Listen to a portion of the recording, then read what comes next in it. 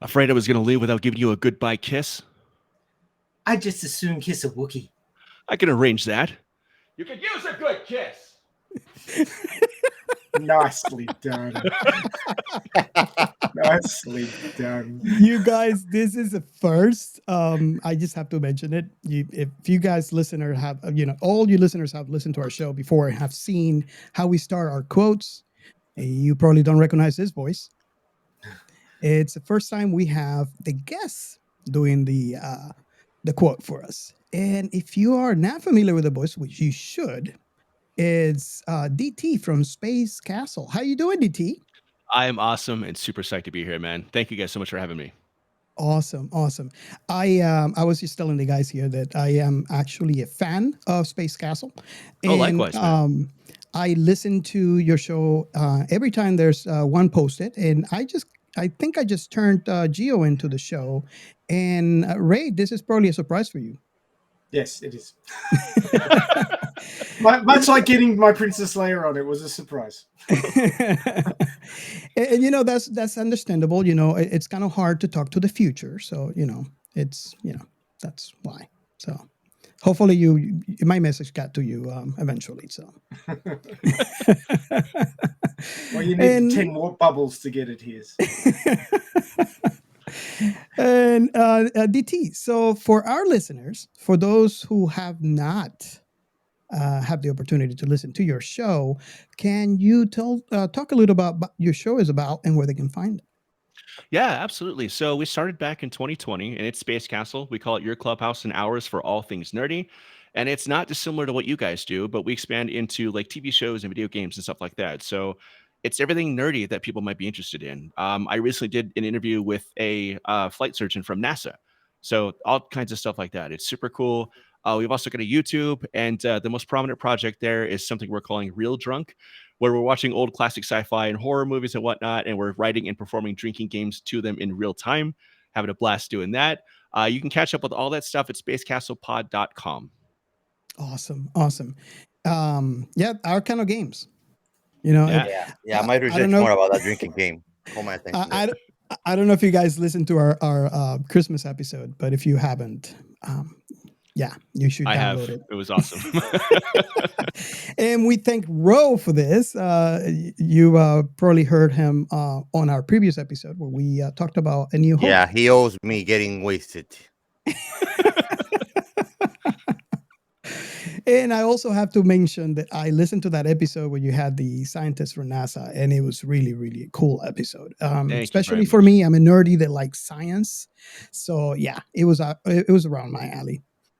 Yeah, great guy. I've known him for a long time, and it took some scheduling because he's such a busy guy, because he is the medical lead on the lander for the Artemis program, which is the program that's going to be going back to the moon as soon as possible. So Nice. It was tough to find time to sit down with him, but I'm so glad we did it because he's a great friend. He had so many awesome things to say, and I am just so psyched that we're going back to the moon. Like, holy crap. Oh, yes. Oh, yes. So, it's amazing. So you guys, are we ready? I always ask this question. I've been ready all day. I think I don't answer that question anymore. This movie's 42 years old, dude. If you're not ready by now, you're just not going to be. Sorry. It doesn't look a day over 39. Spoilers, guys. Much like me. Forget to mention spoilers. Yeah, don't forget the spoilers. Spoiler alert. Okay, here goes our first segment. Define science fiction remnant. And on this segment, you know the drill. If you want to be featured on our episodes, all you have to do is tweet at us or call our number 1-305-563-6334. That is 305-563-6334. And tell us how you would define us to a sci-fi friend. That's it. Very simple. So for this, I just have to mention, I mean, we talked about this particular one a couple of episodes back, but I couldn't resist. We have DT on the show right now. This is one that he submitted and one that we actually really like. So I figure, I got to just mention it on this episode. So DT, I'm sorry if forgive me for. I'm going to try to do it in your voice. Or like you Not like to going- call it, your radio voice, Robert. That's not going to be good. But here we go. Um, so here's the define. It says, okay, last one. First off, you will always win us over with that fun choice. What a great selection of anything sci-fi related. Love the colors in this, and you guys look like a blast to chill with. Gonna add this show to the list of pods to check out. 15 out of 10. And that was amazing. Thank you so much. Thank you. I know I already say thanks to you when you did this, but it's kind of nice to have you in person and tell you thank you for that comment. We really appreciate it. Yeah, and I meant it completely. Your artwork for your show is fantastic. I listen to you guys all the time, and you are a blast to listen to. And I'm super psyched to actually be hanging out with you guys for the first time too. So, yeah, it's been awesome. You guys are just killing it. The future, the feeling is definitely mutual here. So, Yeah, the Gio, future is not mutual. no, I leave that up to Ray. As future specifically over here. Yeah. The future is indifferent. Anything you guys want to add to the define science fiction? I mean, we usually kind of try to pick what we like from previous comments. For me, not not to plagiarize anything that we said before, but in my own words, basically based on everything I've heard from everybody and what we actually intend to give as content, this is a conversation that we want everybody to feel included. Just like DT mentioned, he feels like it will be a blast to be chilling and talking to us. We're glad to have him here, actually, and I mean that's what we intend to do when we're having a conversation, is to make it something. Uh, how do you call it? Like the dudes just chilling on the in the man cave, Yeah. drinking a beer and just talking crap about things that we like, you know. And that is the whole idea. And I know you guys hear me talk about this all the time, but I really, really mean it. That's just the whole intent. And I'm really happy that I hear comments like that all the time where people are getting the feeling. And that's the intent. It's like when me and Gio started the pod in season 1, we're just two dudes sitting on a sofa watching a movie over a couple of beers. And Yep. that's the whole idea of the pod. I want everybody to feel included and sit down basically with us on your ears and just have a beer or whatever beverage you like and enjoy the conversation. And if it would actually tickle us to death if you bring that conversation over after the show is over and reach out to us on Twitter or our Discord, and let's continue the conversations. I am sure that you have a lot of opinions about the IP that we're talking about, and we are very, very glad to continue the conversation with you. Anything you want to add, Ray? I mean, we can continue to the next segment. No, I'm good. Okay, so here we go. The next segment. We are Science Fiction Remnant. This is the Funny Science Fiction Podcast. We are the Caribbean Science Fiction Network. We are Monorats. We are One Accord Level 2 Podcast. This is Jesse from Sudden But Inevitable and Open Pike Night. This is SciFi. And this segment, you know what it's about. It's all about inclusivity. Like I said in previous episodes, the whole idea was to unite everybody because I had the issue. I had problems trying to find that bubble of, that group of people that talk all about sci-fi. Yeah, I found the Star Wars group, and I found the Star Trek group, and I found all of those groups. But if you are like me, that love anything and everything sci-fi, it would be kind of nice to have a location where you can just join all the different IPs, all the different fandoms, and talk about everything together, and which is I really, really enjoy it. So that's why I had the idea for This Is Sci-Fi, where we can talk about Star Trek, we could talk about Galactica, we could talk about Buck Rogers, and it'll be all good, and it's all in fun and in a positive way. We're no judgment, and we can just talk enjoy sci-fi, which is our love. I will judge you quietly. We could Well, get you know, Robert to watch Babylon 5. exactly. That's my point. I haven't watched Babylon 5 yet, but hey, we have it on Trello. Mhm. I had to At bring least back this that. is not on the. I had to At bring least back it's that not on the hashtag. blacklist. Yeah, no, the hashtag. We had to bring it back. Make Robert watch Yeah. Babylon 5. Yeah. Yeah. So that's the whole idea. We have, if you're a creator, any type of sci-fi creator, if you're a fan, follow the hashtag, post to the hashtag. The whole idea is you have something that you enjoy, something that brings you joy, something that you love. Share it. There's so many cases that I've seen where when you're on the hashtag and I seen people that, after you finish something you really enjoy and you have that emptiness in your heart and someone mentioned something, you're like, oh, this sounds interesting. And you have something new. And that has happened all the time where you find something that you normally would not be exposed to because you're exposed to the bigger sci-fi bubble, like I like to call it. Anything that any one of you wanted to add to that? I mean, not sure if you had any particular experience this week on the hashtag. Go ahead. Yeah, actually, one thing that popped up with the this is sci-fi hashtag that really caught my attention was the fact that on January 10th, Metropolis turned 95 years old. So Metropolis is one of the oldest, most quintessential sci-fi movies ever. It influenced Star Wars. It influenced The Matrix. It was a silent film that came out in 1927. It was directed by Fritz Lang, and it's one of my favorite movies ever. You guys can't see it, but off to the side here, I've actually got a replica of the theatrical poster framed on my bedroom wall. Oh, I nice. love that Gotcha. movie so much, and it not only turned 95 this year, it also, for the first time ever, it's now part of the public domain. So you can Nice. throw it up on YouTube and watch it if you want to, or yeah, do whatever you want with it. But We should one cover of it, Robert. the best sci-fi movies ever, one of the earliest sci-fi movies ever, and still to this day one of the most influential. And it's almost 100 years old, and it's still relevant, which is amazing Yeah. to me. Yeah, actually we have it on our list of shows to cover. Mhm. Gio, I don't know if you saw it on. We have it on Trello. The it's actually older than.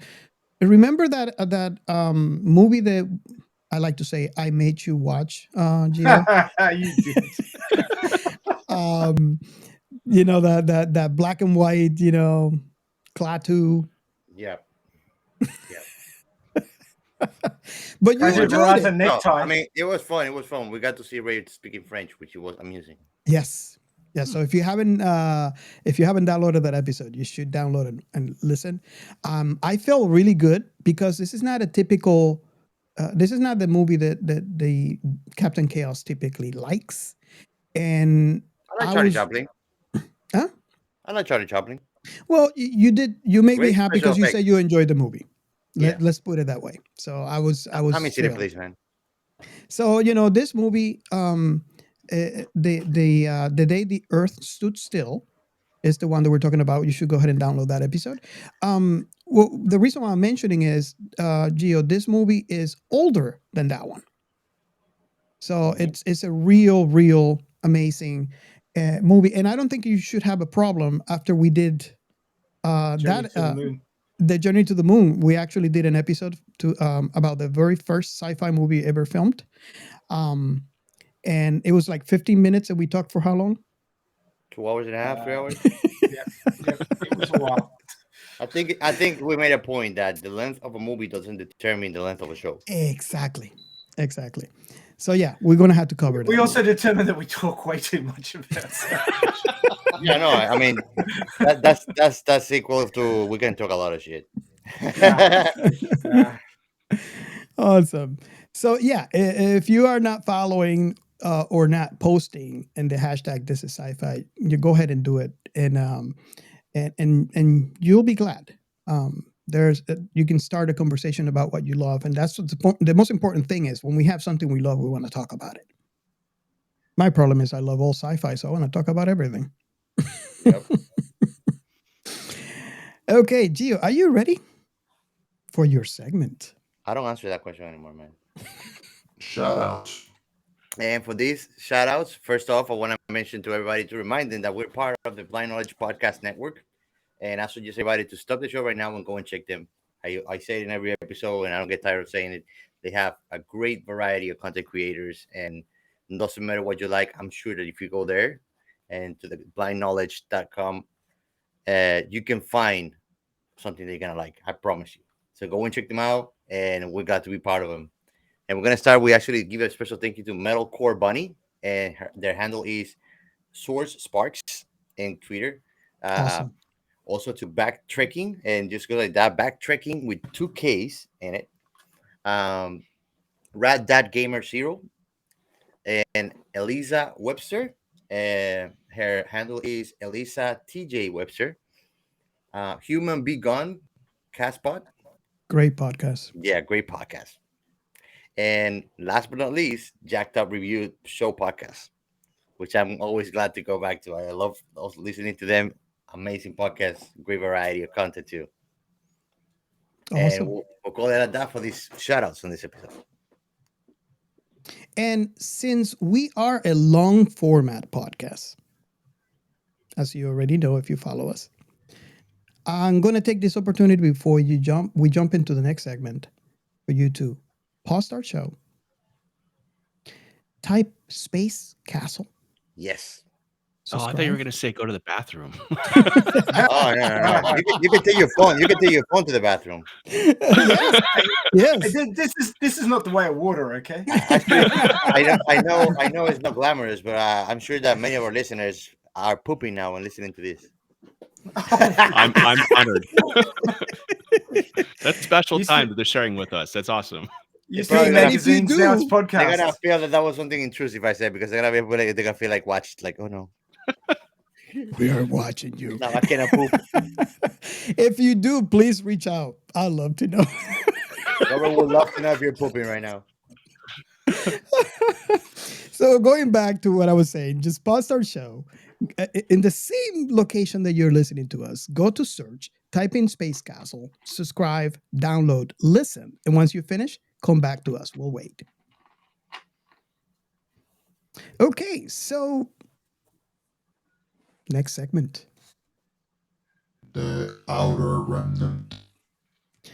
And on this segment, we talk about other places we have been, other than our own, where we have appeared, just in case you want to hear more of us. You know, you never know. So, DT, you have a couple. I'd like to give you the opportunity to mention if you have one or two you want to shout out. Take the floor. Sure.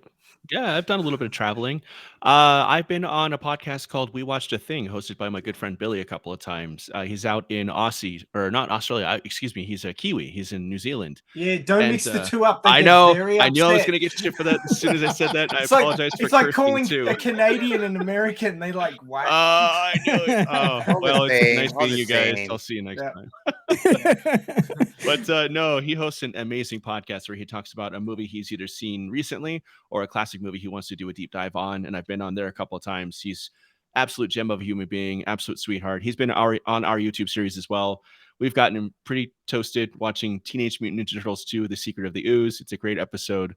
And I was also on Playlist Wars once. I don't know if you guys are familiar with Playlist Wars. It's two guys, Brian and Gomez. They're both just salt of the earth people, just absolute sweethearts. They were doing a podcast where they would bring somebody on, and it was a competition to design the best list of 10 songs with a given theme. So I went on with them a little while ago, and I did the best songs of 2001. Had a blast doing it. They're actually both starting their own individual podcasts now, and I highly recommend you check out Playlist Wars and then follow that sort of breadcrumb trail to their individual podcasts as well. They're both awesome guys. So yeah. Nice. Awesome. They should do the best 10 songs with the theme of donuts. That would be interesting. Nice. That would be great. I would actually jump on and do that episode with him. It'd be awesome. 9 of them would be sung by Homer Simpson, but anyway. They should bring you. They should bring you ready for the best top 10 song on 80s. Yeah. Oh, God. Yeah. Yeah, okay. So I my song choices stopped developing after the 80s. I accept that. That's fair. That's more than fair. Donuts. Yeah, I've started something now. Random comments stops Robert's brain. Get the missus to dial out for Dunkums. You'll be all right. Oh God. And Ray, I know I ask you because I'm every week. I am so curious. It's killing me. I need to know where you have been. Yeah, shock horror. Where have I been? DT wouldn't know this, but I'm the primary host for a live stream for the Leader Army channel. Do you know the movie Leader Battle Angel, DT? Yeah. Oh yeah. Yeah. You watched that one? Oh yeah. Yeah. Do you want I'm a still waiting, sequel? Still waiting for the sequel. Yeah, I'm still waiting for the sequel. Okay, Yeah. so you're part of the Elite Army. You see, we have a very low bar for entrance. All you've got to do is want a sequel. It's like Christianity, man. If you believe that Jesus existed, you're a Christian. If you believe that the Elite Army needs a sequel, you're Elite Army Part 2. Yeah. There you go. No, but there's been a lot of good stuff in the media recently. We've had a theory running through the live stream for quite a while now that James Cameron needs to pay back his $1 billion credit card to Disney before he's going to get any more money for anything else. And that's why we haven't seen an Alita sequel. But the fact that they're talking up in the media, like John Landau was asked, is there any other properties that you'd like to work on besides Avatar? And he immediately went to a Alita Battle Angel sequel. So the fact that he's dived into that, and then Robert Rodriguez and Jim Cameron were having a discussion on a show called Director on Director, and they basically did a blood oath to make an Alita sequel. So it's positive times. So this week we were in episode 148, because we've been doing this for a few years now. Is 2023 the year? Will we hear our sequel greenlight soon? And there's a lot of positive feelings in the air that this will be the year that the sequel greenlight is announced. So we're hoping it will be on February 14th, Valentine's Day, which was when the movie was released in 2019.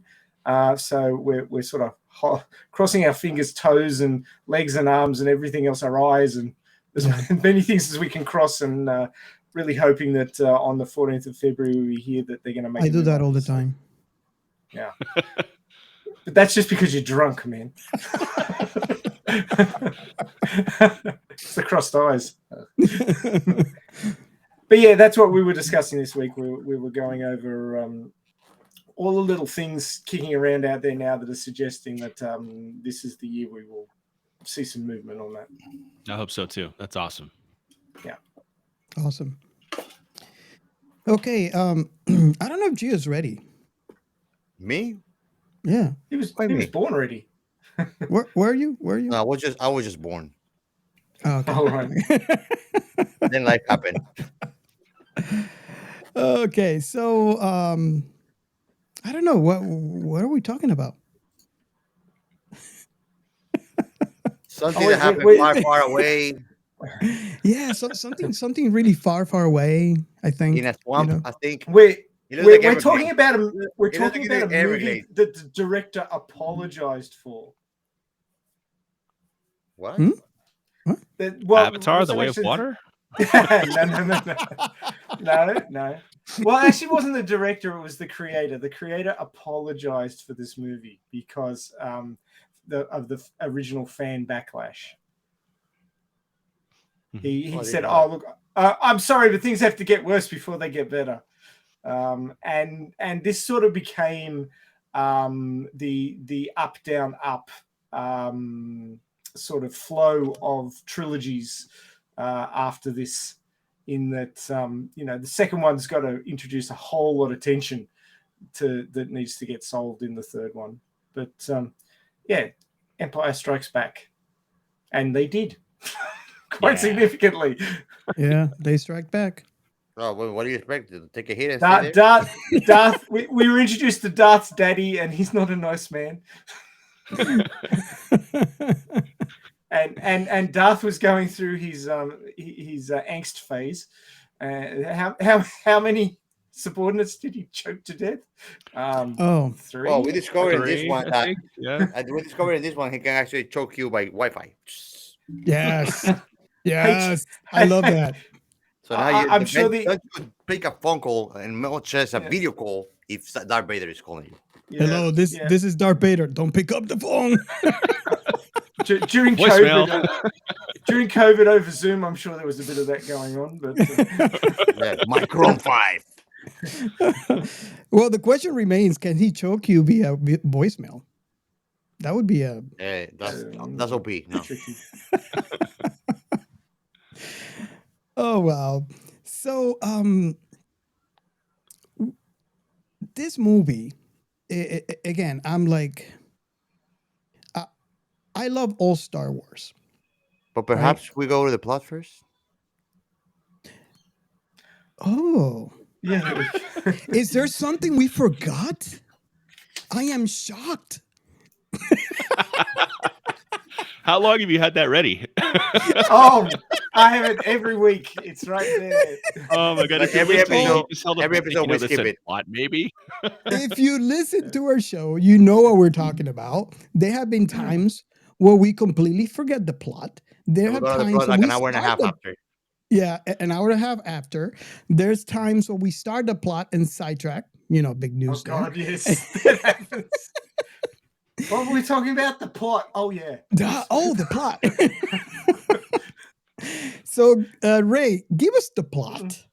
Okay, I'm going to give you a serious plot this time because I mixed What a things time. up last time because I think just about everybody knew the plot of Star Wars, so Yes, I yes. didn't see that there was a huge need.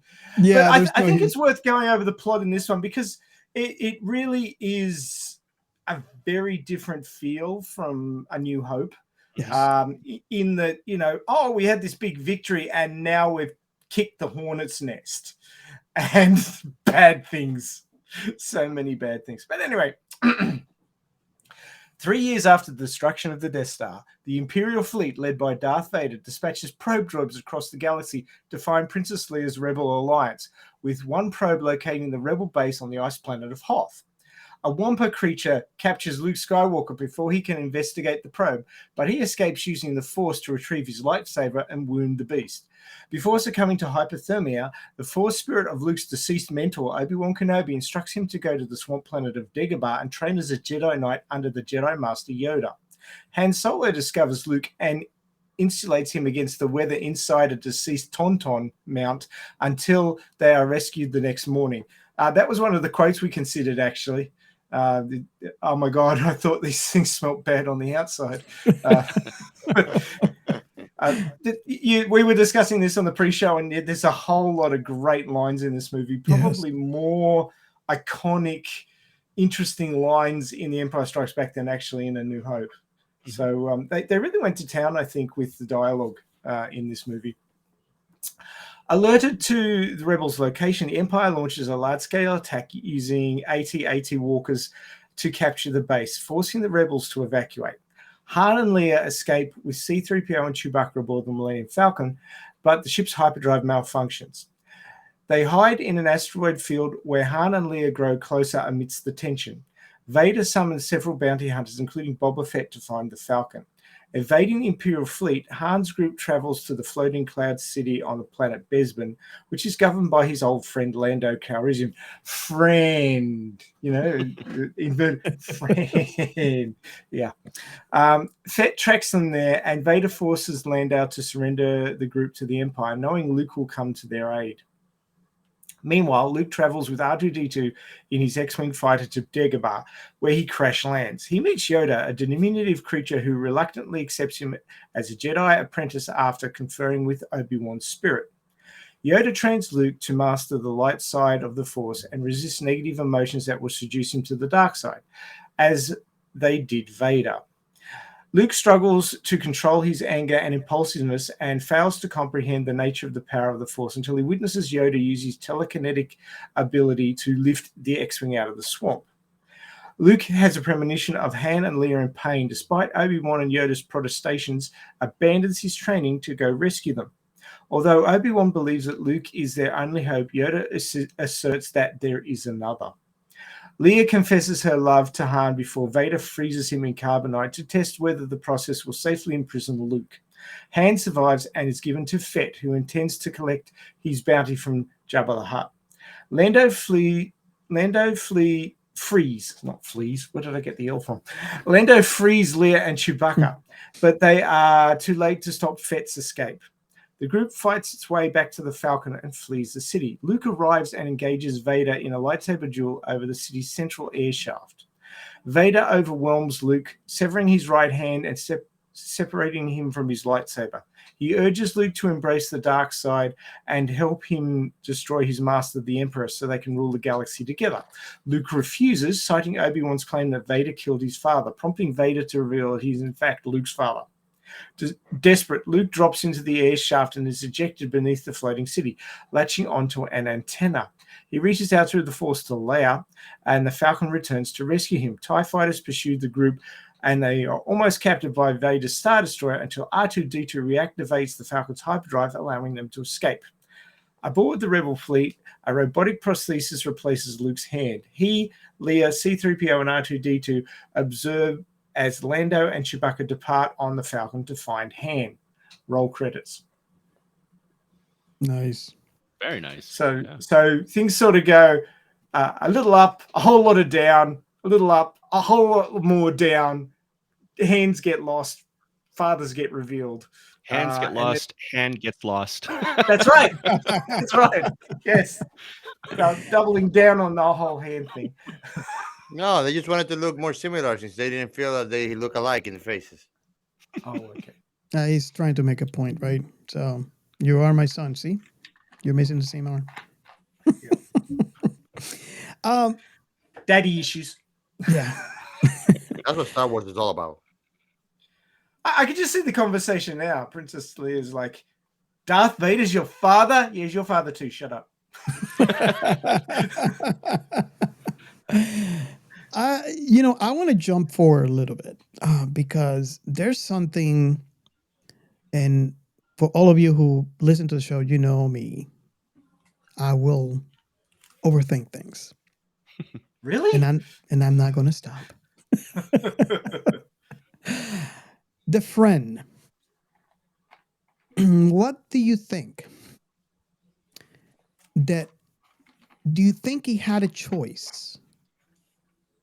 Or this is something he was out of his control? There's always a choice. Lando. Oh, Lando? He wanted to do right by his people. He was the administrator of Cloud City. The Empire got there before Han did. I don't think he really had a choice. It was either sell out Han or have his whole city and business be destroyed and taken over by the Empire. I don't think he wanted to just betray Han, but I think he was forced to. And he ends up making good on it after Vader double crosses him. So, yeah. Like that wasn't going to happen from the get-go. Right. Yeah. Yeah. I mean, he's cut from the same cloth as Han, so we can expect. But I think based on what I have seen on this, obviously, if you watch Solo, you get a bigger understanding. But if you just look at what happened within this movie only, I think he acted very honorable in what he did. Because he's in the complete different position that he was when he met Han for the first time. Mm-hmm. Did you guys have the same thought, Ray? I don't know. I mean, you know me. This is all overthinking, but do you guys? We would never show if you didn't overthink. Yeah, Vince. It's all good. yeah. So, Gio or Ray, I don't know if this even came through your head when you were watching that scene, or yeah. not really? To me, first off, just to second what you say, if he's cut from the same cloth as Han Solo, tricky motherfucker, we can expect from him, because Han can be a very, very tricky person for the background that he has. He actually became noble on his quest as he grew old and went further with the rebellion. But that's not his background, as we know. And I mean, there's always a choice. So I understand what was said about like he not sacrificing his people, but it's like making a deal with the devil. You know that you're never gonna win, anyways. you know. So at the Yeah. end, Well, he still got double crossed anyways, even though he did what he should have done for better for his people. Well, you know what they say: never start a land war in Asia, and never make a deal with the Empire. Right. Yep, Yeah. that's true. Yeah. But getting back to that, though, I mean, Lando, he made the deal with Vader to save his city, save his people, save his business, and so forth. But in that deal, he also tried to negotiate the safe keeping of Leia and Chewbacca, who are, in the eyes of the Empire, like essentially war criminals who probably would have been put to death. So, in exchange for Han Solo and the Empire moving out, leaving Cloud City alone, he was trying to take care of Han's friends at the same time because he knew what he was doing was kind of effed up. He was betraying his old friend. Mhm. So, there are hints there that Lando is a legitimately good dude. He's just stuck in a really crappy situation and had to try and deal his way out of it. But Vader was like, "Nah, I lied. I'm taking the Wookiee and the princess with me." So, yeah. Yep. I Okay, have so- altered the deal. Pray I do not alter it further. This deal keeps getting worse all the time. Lando gets the little microphone out. Yeah, we've been fucked over by the Empire. We've got to get the fuck out of here. Hey guys, everybody, it's happened again. Hey, you remember what happened last Wednesday? Yeah, it's happened again. Everyone's back. Let's go. Everybody in Cloud City is like, oh crap, is it Thursday already? Wow. Yeah. It's Empire Thursday. Let's go. Empire Thursday. Now, there's another conversation that I want to bring back. If you listen to our previous episode on Star Wars 4 A New Hope, you hear me talking about the relationship between Leia and Luke. Oh, here we go. Incest. I kind of stopped because I didn't want to talk outside the movie that we were covering. Oh well, no, you would exactly because there's that kiss in the when they do that swing across the ventilation shaft in the Death Star. You know, it all sort of starts there. Yeah, but that was just for luck. Uh-huh. Yeah. I had princesses kissing me for luck all the time. Wife hates it. So, so if we go in, and I don't know, man, I just want to get your opinions. And I mean, for all I know, I'm alone in this, and it's okay, you know.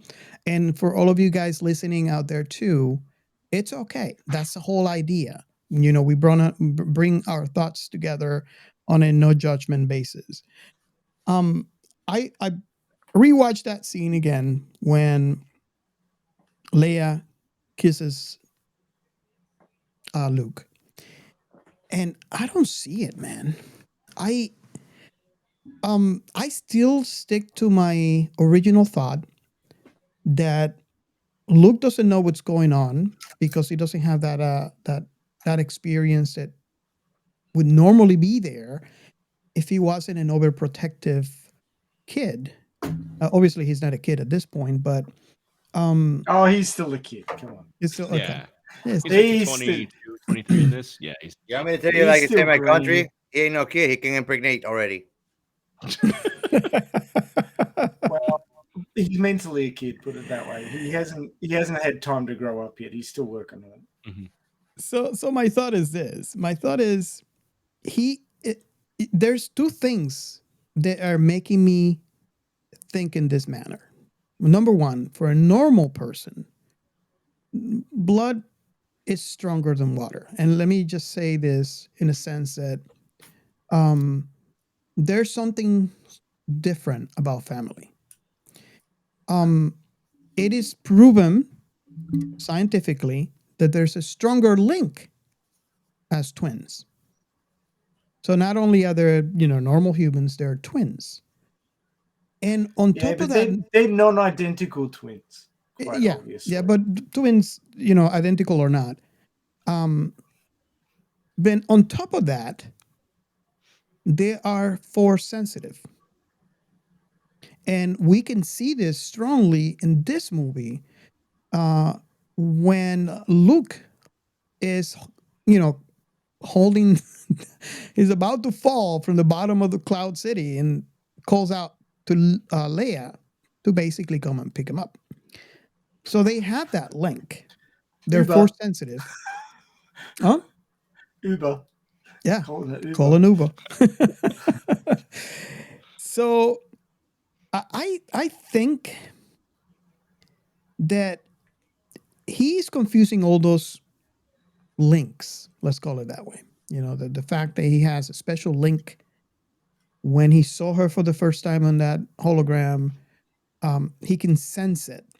And he's confusing this because the type of love, basically. He's feeling love. He's feeling love is the family, sisterly love, and confusing that with, you know, love for someone because he doesn't have that experience. He is, as far as I know, as far as he knows, he's an only child, so he doesn't have that experience of having a sibling, and on top of that, he doesn't have that. He does have the experience of dealing with other kids his age, but he doesn't have that normal experience that a kid his age will have because of Uncle Owen and how overprotected he was, understandably so, because he doesn't want to, he wants to make sure he doesn't follow the steps of his father, which he knows personally. He doesn't want him to follow old Obi-Wan on some damned idealistic crusade like his father did. Exactly. Exactly. Which is what actually ends up happening. Yeah, pretty much. So, what do you guys think about this? I mean, this might be a particularly bad example for the scene where they kiss because it's obvious that Leia is trying to do this to make Han jealous. Yeah. And even when we look at Luke with his victory smile, it doesn't feel to me like it's the kind of victory smile that says, oh, she's in love with me. It's a kind of like rub it in your face, she kissed me type of smile. Yeah. Yeah. So the reason why I'm bringing this conversation is because now that we have the scene under our belts on top of the ones from the previous movie, I'm kind of curious what your thoughts are. And DT, I'm sorry, you haven't you weren't exposed to the conversation because that episode hasn't released yet at the time of this recording. But by the time you're listening to it now, you should have listened to it. But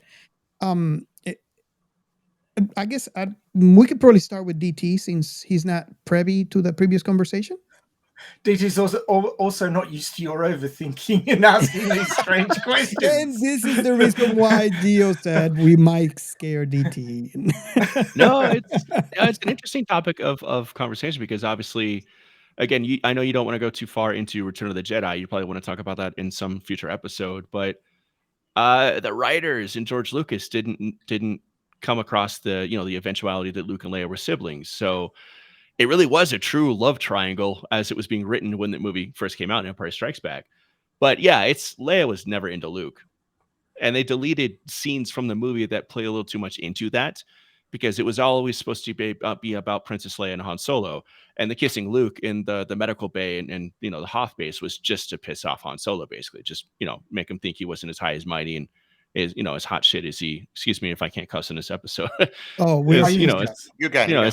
Okay, cool. Yeah, is trying to make him think he's not as hot shit as he thinks he is. So just to let you know, DT, before you continue, we are explicit because of Captain Chaos. Oh, okay. I thought you were explicit because you had an Australian here. So I'm sorry. Continue, DT. Yeah. So I mean, we know that in Return of the Jedi, it's revealed that they're siblings, but it wasn't written as such when this movie was written. It wasn't developed to be that until they were writing the third movie. But I think it's interesting. I've actually never heard the argument before that Luke was having those strong feelings for Leia because of that family tie that he was confusing with romantic love versus familial love. And that's actually really interesting because it paints all three movies in a different light. So yeah, you go back and you watch A New Hope and it's clear he's crushing on Princess Leia and he has that conversation with Han in the cockpit of the Falcon as such. And yeah, no, it's him having feelings and being too young to process those feelings and having no idea that Leia is actually his sister that's kind of driving him, whereas Han just thinks she's hot and wants to hook up with her. So yeah, awesome. I don't know. You're a scoundrel. You need more scoundrels in your life. Yeah, pretty much. Lando, he's a card player. He's a scoundrel. You'll like him. I happen to like nice men. I'm a nice man. No, you're not. I'll still kiss you. This. Yeah, Robert should drink about this probably because he loves Mamas and the Papas, and it's not because of the music. Oh man, Gio, tell us what you really think. Hey, I think that's a show of the unconditional love. There's no conditions. It's what I told Robert in the last episode of New Hope. I think that he will be morbid to judge any of them because they're completely unaware. And I use that example Back to the Future when Billy meets his mom, and his mom has the hots for him, but when she's gonna kiss him, they feel it's not right, you know. And it's that she does. She kisses him, and then she says it's like kissing my brother. Exactly. Yes. And it's what the Robert. It's like some people call it the sixth sense. I think it could be intuition. What we call intuition is that goes on the shell that we have, you know. And I mean, when it feels right, it feels right, and when it's wrong, it's wrong. And that doesn't, I think, it limits to people. That's the beauty of chemistry. Doesn't apply to cousins. Does that apply to what? Does not apply to cousins. Ideally, it shouldn't. No. It doesn't. You guys are in Florida, not Alabama. So. hey, you'll be surprised how alike we are. I've heard stories, but I mean, you can still go mudding on a. Does it start with a Florida man? Here. Yeah. All sorts of things can happen out in a cabin in the Everglades, man. No, here you got the boats in the Everglades. A Florida man. That's how it starts. And I mean, that's what I think. I mean, at the end of the day, Luke was just a tool, and there was never like some kind of romantic involvement. I don't think that he had any attraction towards Leia more than just the objective acknowledgement that she's a beautiful woman. It's like I told Robert, like I have a sister, and I'm not sexually attracted to her, but I can still say she's a beautiful woman. She's elegant. Yes. You know, that doesn't mean anything morbid about it. And I think that that's where Luke also was staying. Plus, how he was raised too. You know, he was a kid secluded. It was not a normal growing up story comparing to all the other kids. So much that he was being even held back. We will talk about that on the episode about New Hope too. Like when he's talking about going up to the academy and stuff, and they're still trying to hold him back and telling him to go and fix 2 droids when the boy has to go and save the galaxy, you know? Yeah. You think they were partly scared? Oh yeah, they were terrified, and I mean, people don't like to deal with their own demons. Imagine with situations that are uncomfortable, that they don't want to think of what might happen, what they're gonna do. They're gonna try to safeguard it and try to look the other way until the wave is on top of you. That's what usually happens because people don't like to deal with things that are uncomfortable or with bad realities. That still not dealing with them doesn't mean that they're not there. Yeah. I disagree. I disagree with Gio a bit. You always do, but I like that. Bring it on. Look, you know what you know, and you don't know what you don't know. At the point where the things that happen in this movie are happening, that on a conscious level, at least, Luke and Leia don't know that they're brother and sister. They don't know this. I said that. Now, yeah, but what I'm saying is you're sort of applying an idea of Luke's only feeling this and Leia's only feeling that because they're brother and sister and they're not into. It's irrelevant. Well, that's irrelevant because they're not aware of that. Neither is the movie, though. So it's a different inherent context. But, I think that Gio's forgotten what it's like to be young and horny. Oh, no, trust me, I have not. No, I think you have. I think you've mellowed, dude. I wish you were right, man. I think you need to go back and watch some more teen dramas. I would have been more of a happy man if you were right. Your little man stands up at just about anything You- that looks good in a dress. All right. You, you're, Even you- kilts can be confusing when you're drunk. On All a right. dress, So- on a dress. I'm you'll be afraid of the also breeze. you'll be humping chairs too. So Yeah. I don't see Yeah. you humping Look. chairs right now. Look, We can only see him there's from the things waist up right now, so we don't know. Oh yeah, DT has Yeah, a point. He's probably doesn't have pants on right now. But the whole thing is, what young and horny people. I mean, if you're flooded with hormones and desires and everything, anything that looks a bit good in a dress, or anything, if you're a girl, anything that looks a bit handsome, there's desire floating around in the air. The air is pink, right, as they say in anime, and I think that, as DT was saying, it was written as a love triangle. There are feelings going back and forth like crazy for all of them. I mean, Leia is very generous with the kisses on the cheeks with Luke, like a lot in the first two movies. And I think that as the characters are written, she's attracted to both of them. And she's, been brought up as a princess. So she's had almost a sort of a controlled upbringing like Luke has. Luke's had domineering aunt and uncle, and Leia's had a royal upbringing, which is like, everything's controlled. Only certain people are allowed to get to speak to her. You have a really good point. I really not, although it should be very obvious to me, I really have not thought about that upbringing of a princess. Yeah. Wow. But we see that now. What show was it where we had young Leia? Oh, that was Obi-Wan. Yeah. And we see her, she's rebelling against the controlling nature of being brought up as a princess and, running off into the forest and all that sort of shit. She's had to break out of that whole controlling adult vibe as well. And, we as guys, we talk about how guys are as horny as all get out. But, we're four guys here. We don't have any personal experience. Chicks get horny, right? Women want to fuck. It's part of nature. Everybody wants to, unless they've got really good psychological reasons to be repressed. Everybody wants to get it on. It's written on our DNA. Yeah, that's it's part a of biological imperative. But that gets all muddy with the sort of upbringing you've had and your psychology and all that sort of thing. But it's DNA done not again. Yeah, it's pretty. Oh, Jesus. DT, I'm sorry. I hope you're not. Not at all. No, there's one point. Rail? No, we had no rails. You'll be warned. Rail. The kid Leia in the Hoth base after Luke comes out of the back den, he's been injured and he's recovering. That's not the only time she kisses him full on in the lips too. There's a scene in the Falcon after he's had his hand cut off and she's like taking care of him and getting him situated, and she full on kisses him on the mouth before she goes back to the cockpit. And it's not like a kiss on the forehead, like a comforting type thing. That's always been a weird beat in that movie to me. Like, even in the context of there being like a love triangle or whatever, it's like Luke has been maimed. He's in intense pain. He's in emotional distress. And she takes the opportunity to like plant one right on his lips for some reason. It's odd.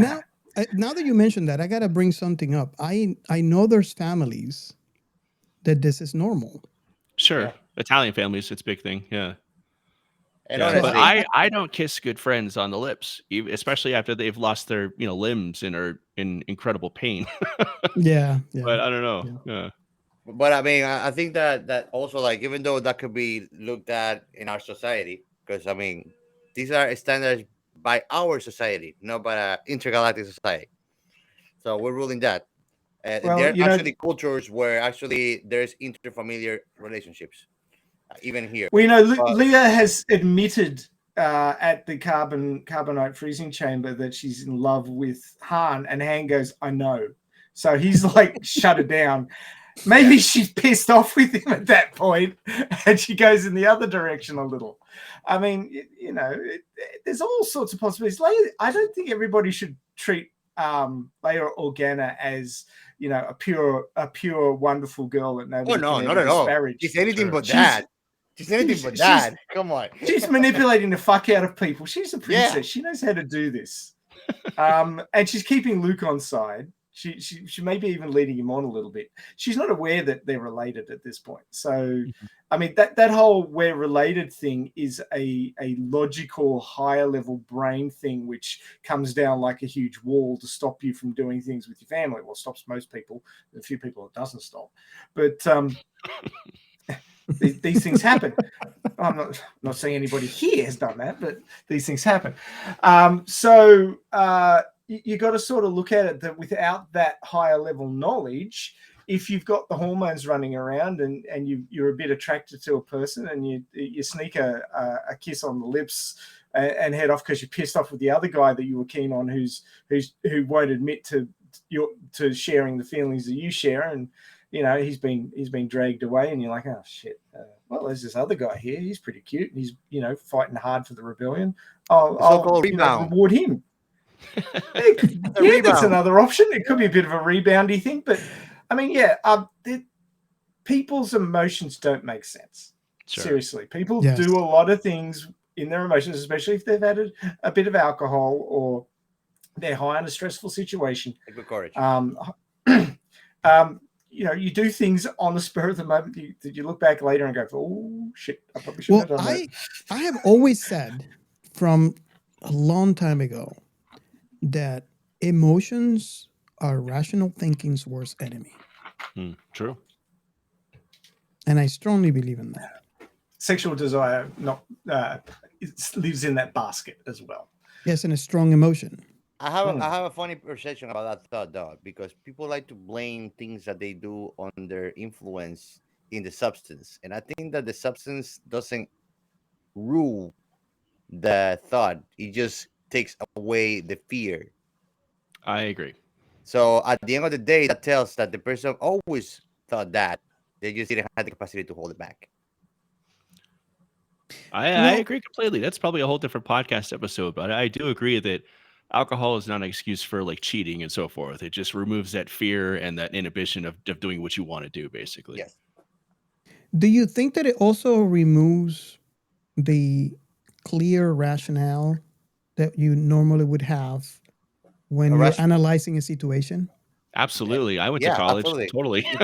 takes away all thought or all perception of consequences, because everything has a consequence. Because that's why you get into fights when you're drunk, because you don't fear it. You don't logically think things through to their conclusion. That's how you end up in a fight, and then in the back of a squad car, and then in court. Well, the reason why I'm saying this is because normally you would think you would think about a situation, analyze it, and come up with a clear conclusion. What you feel is the right way to handle it, or the right way to control the situation that is going on. So, this, like, let's say, for example, alcohol takes those two things from your brain: the ability to analyze the situation and the fear of what the outcome might be. Mm-hmm. Does that make sense? Yeah, absolutely. Yeah. Okay. No, I just want to make sure, because we're talking about just the fear, but I think what's most important is not necessarily the fear, is your ability to analyze. Yeah, sure. Absolutely. Okay, to bring it back, Ray, go ahead. Just before you do, I just wanted to say, on people's deathbeds, they tend not to regret what they have done. They regret what they haven't done. Yes, that's true. Yes. Sure. Definitely. Okay, Ray, I don't know if you were, I cannot. But no, it's fine. Rails, I should be used to this by now, dude. Come on. What are rails? So, yeah, you were saying something. I don't know if you finished your thought. Oh, God, who knows? That was a few thoughts ago. But yeah, just to sort of summarize, it is a very complicated dynamic, and the extra depth that comes into when they discover that they're siblings. It in a lot of people who are deeply religious, it becomes a very sudden red flag and they get all nervous about it. But I mean, it happens more often than people like to admit. It's what we call a social nuance, you know? Yeah. But there's a lot of people who shut a lot of things down that as soon as it starts sort of drifting into dodgy territory, it gets shut down really hard, especially in sort of Christian Western society. But you know, this sort of thing happens, and you know, you can only act on the knowledge that you have at the time. Even if you've got a feeling like, yeah, they're attractive, but there's something not quite right. But you know, I'll try and push past that because I'm horny. You know, people have done it from the beginning of time, and will keep on doing it because we can only act on the information that we have. Hindsight is wonderful, but it's hindsight. It's not what I knew at the time and I could actually act on. So give Luke and Leia a break. You said something that I find interesting, Ray, because you said that basically once these kind of dodgy topics come, people try to shut it down, and people do that at an individual level too. Because when they have things of their personality that they feel exposed or they don't want the world to know, they just don't project that. So they like whatever you guys see of me, if I am not being transparent enough or completely transparent, is what I want you to see. So what I want you to construct in your mind of who I am, not who I really am. Yeah. And that's Kinda what like society does on a collective way too, is they try to project to what they want to be, not what they really are. Yeah, kind of like what I do in every episode. Yeah. Yes. Individual traumas play into it as well. Like if you've gone through something in your past, especially when you were young and in your formative years, that can really have a huge impact on your thinking. And if something like that's happened in your family and you were really, or happened to you personally, and you were really given a hard time about it, it's become a trauma, then if you see that in the world later on or in media or something like that, you're immediately going to avoid it. You're going to shut it down. You're going to disparage it. And I think a lot of people are projecting their own traumas onto these things in the vehemence with which they attack it. So I think there's a lot of personal stuff going on there that you know, people are projecting onto these things. I also want to talk about the relationship between Luke Skywalker and whiny ass Anakin. Oh, I thought you were going to say Yoda. I thought we were going to talk about Han Solo and Chewbacca next, but all right. Spicy. You know, you can really love a pet, but like. Well, there's a particular line there where they've landed at Cloud City, and Lando goes, "Hey, Chewbacca, you still hanging around with this guy?" And Chewbacca goes, and Lando sort of goes, and you don't know what Chewie's saying, but you could put all sorts of lines in there and change the dynamic quite considerably. Yeah. Side note: have you guys seen the behind the scenes footage of Empire Strikes Back where you hear Peter Mayhew actually speaking for Chewbacca, so the other actors can? Oh, it's so funny! It's on YouTube. So Peter Mayhew, when he's mouthing, the roars for Chewbacca and whatnot, he's actually speaking the lines so the other actors have something to bounce off of. And he's this super tall, super squeaky voice, like British guy. And it is so funny to hear that voice come out of Chewbacca's body, knowing like what we know of Chewbacca with the roars and whatnot. Like the scene where Chewbacca is in the Hoth base, he's fixing the Falcon, and like Han's wandering around, gonna go like harass Princess Leia or whatever. And it's Peter Mayhew just screaming at him in this high-pitched British accent. It is so goddamn funny. Check it out for sure. I will. That sounds fun. Oh, I was going to say when we were talking about the kiss in the med bay on Hoth, but Luke's sitting there. He's got these big scars on his face, right? They were real. Yeah. He had a car accident. And they actually set up that scene and filmed it while he was recovering from the car accident. Yeah, he had reconstructive surgery. It was a nasty car crash, and he looks significantly different. Like his face shape, Mark Hamill's face shape, had changed from Empire Strikes Back, from A New Hope. So he was actually pretty lucky to have survived, actually. Wow. Wow. Yeah. But it was really interesting that those, it's like, wow, they did some great makeup. No, they were real scars, dude. That was his face. That's some kind of extra dedication there. I bet you he wanted a Bacta tank at that stage because his face probably hurt like Like, oh, get out. Oh yeah, those things they look awesome. That technology. So what do you guys think about that relationship between Luke and whiny ass? And whiny ass. Yeah, I was going to call him that too. It's like, he's the whiniest bad guy, like big dark bad guy that there ever was. I mean, now that we've seen his past, it's like, I don't like sand. He gets everywhere. Don't go to the fucking beach then, dickhead. It's just like, come on. I mean, don't get me Can't deal wrong. with anything. I feel really bad for him. If you were that strong with the Force, couldn't you just use the Force to just like get the sand out of there? You wouldn't even have to touch it. Like, seriously, it should be so easy. You know, I didn't want to. Well, I guess I can point a direction of where I mean by that comment. When the Emperor, Papa Palpa. Papa. Go for Palpatine. Yes, tells sung to the tune of Karma Chameleon, I suppose. he tells Anakin, because that's how I see him. Sorry, you know, he's still badass.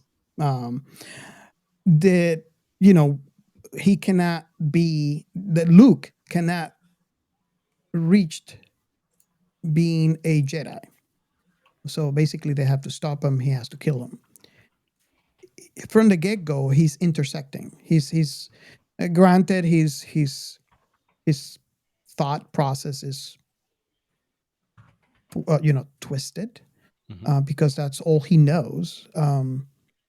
But he, in his own way, he is defending. Well, not defending. He's trying to save his son. So I'm just kind of curious to see what your thoughts are. I mean, I can elaborate, but I don't want. I guess I don't want to. Well, you got me curious how trying to kill his son is trying to save him. Well, look at the conversation. Papa Palpa says, "Let's kill Anakin." I mean, Anakin. Let's kill Luke. Yeah, let's do that. That would have solved a lot of problems. Yes, the movie would have ended. The rebellion would have won. Hey, Anakin's down there. He's had his arms and legs chopped off, and he's been set on fire by a volcano. What should we do? Fucking leave him there. Jesus, he's useless. He's useless now. Papa Palpa is telling Vader that we need to kill Luke. And what is the first thing that he said? What if he could be turned to the dark side? If we can turn him to our side, he could be a powerful weapon. Powerful ally, yeah. If he was a follower, a true follower, he would just say, "Yes, my master." Yeah. But no, he didn't say that. He interceded for his son, and that's what I was talking about. Captain Chaos. Yeah, but at the same time, how can I put it? Like, you can also attribute it to like he's a person of a high rank. He's not a pawn. You know, you're talking about Darth Vader. You're talking about the second in command after Papa goes. He's gonna be the boss. So he also has an independent voice to also question sometimes when he's giving suggestions. You know. Well, I'm thinking because we know. Well, we know now. Maybe I should rephrase it that way. We know now that there could only be one master and one apprentice. Yeah. So, and I mean, we know that Darth Vader is not a blind, raging asshole with no kind of consequence perception. We know that he has it there. He's just stuck away on the bottom of the Mariana Trench, Yeah. So, this is where I base my conversation is like, what is his plan? Is he thinking this through? Because let's say, for example, he's successful. We get Luke switched to the dark side. There could only be one other. There could only be two. So who's going to go? Well, Darth is going to kill himself. So no, Luke could be the next one. He wants to kill Palpatine. The Sith are super selfish, right? The Sith are Yeah. super selfish, and they want everything for themselves. This whole rule of two thing means that if they're both agreeing to try and turn Luke to the dark side, they both want to replace the other guy. So Palpatine wants to get rid of whiny bitch Anakin and replace him with Luke. Yes. Because and Darth wants to kill his master and become the master and have his son as his apprentice and rule the galaxy as father and son. Yeah. So, they're working against each other. They're not friends. But I think that this is clear from the beginning, because this is the rule of law. It's what Robert stayed with me when I asked him who was the boss after Darth Vader. That's the ruling of the Lord Sith is the strongest is the boss, and it's been like that. Yeah. So this is like something that doesn't even need to be implied. It's actually obvious to them. Now, here's the thing. Do you think that there's anything left of Anakin? And again, the reason why I say this is because at the time the movie came out, there wasn't enough story for us to make judgments. Not like now. We have an influx of, which I'm really happy about, because back in those days, you didn't have enough sci-fi. And you had to kind of like what Ray has talked in previous episodes, he depended on that vinyl to get his fix, his Star Wars fix, because there wasn't many Star Wars out there. Now we have a lot of information that we can deduct. So I guess fast forward to today, thinking about this movie would be the best way to handle this comment. Where do you think, and based on what we know so far, that there's some sort of Anakin left, which is obvious for two scenes that I can point out right now. One scene in Rebels where he's fighting Ahsoka, and Ahsoka actually cut his helmet, and Anakin is actually looking at what he used to consider the daughter with a lot of love, with his own eyes for the first time. And we see a difference. Not much, but we see a difference in him. The other scenario, fast forward to today, is in the show Kenobi. And again, we're all about spoilers. DT, have you seen Kenobi all the way to the end? I haven't. I wasn't really a fan, honestly. Do you mind spoilers? Not at all. I know all the spoilers anyway, so by all means, go for it. So the scene at the end where Kenobi does the same thing Ahsoka did, and Vader does the same thing he did with Ahsoka. He looked at him with his eyes, and there was a difference. So based on that, we know that there's something out there left of Anakin. Do you think that and granted, he is twisted because since he lost the wife, basically he killed his wife, he has gone into this, snowballing. Losing her and killing her. Exactly. So it's been snowballing into this deeper and deeper rabbit hole. Guilt. Into a twisted mind at this point. But my point is, do you think in that, going back to what we're talking about, that scene, his relationship with Luke, do you think that there's small portion of his decision of, in this case, let's say, he's trying to replace Papa Palpa, like all good Sith should do. Do you think a small portion good Sith? Yeah, that's a statement I never thought I'd ever hear. Do you think that the small portion of his love for his kid play a very small part into that? Definitely. Yes and no. I think there's an interesting dynamic, and again, I know I don't want to go too far into Empire or Return of the Jedi because I know you guys want to talk about that eventually, but I think Empire Vader is one track mind. They have that conversation. He and Palpatine have that conversation through hologram where they're discussing what to do about Luke. And like you guys said very succinctly, both of them want to not kill Luke. They want to kill Luke as a last resort because both of them want to use Luke for their own gains. And I think that's very much what Vader's doing on Bespin when they have their battle, Luke and Vader.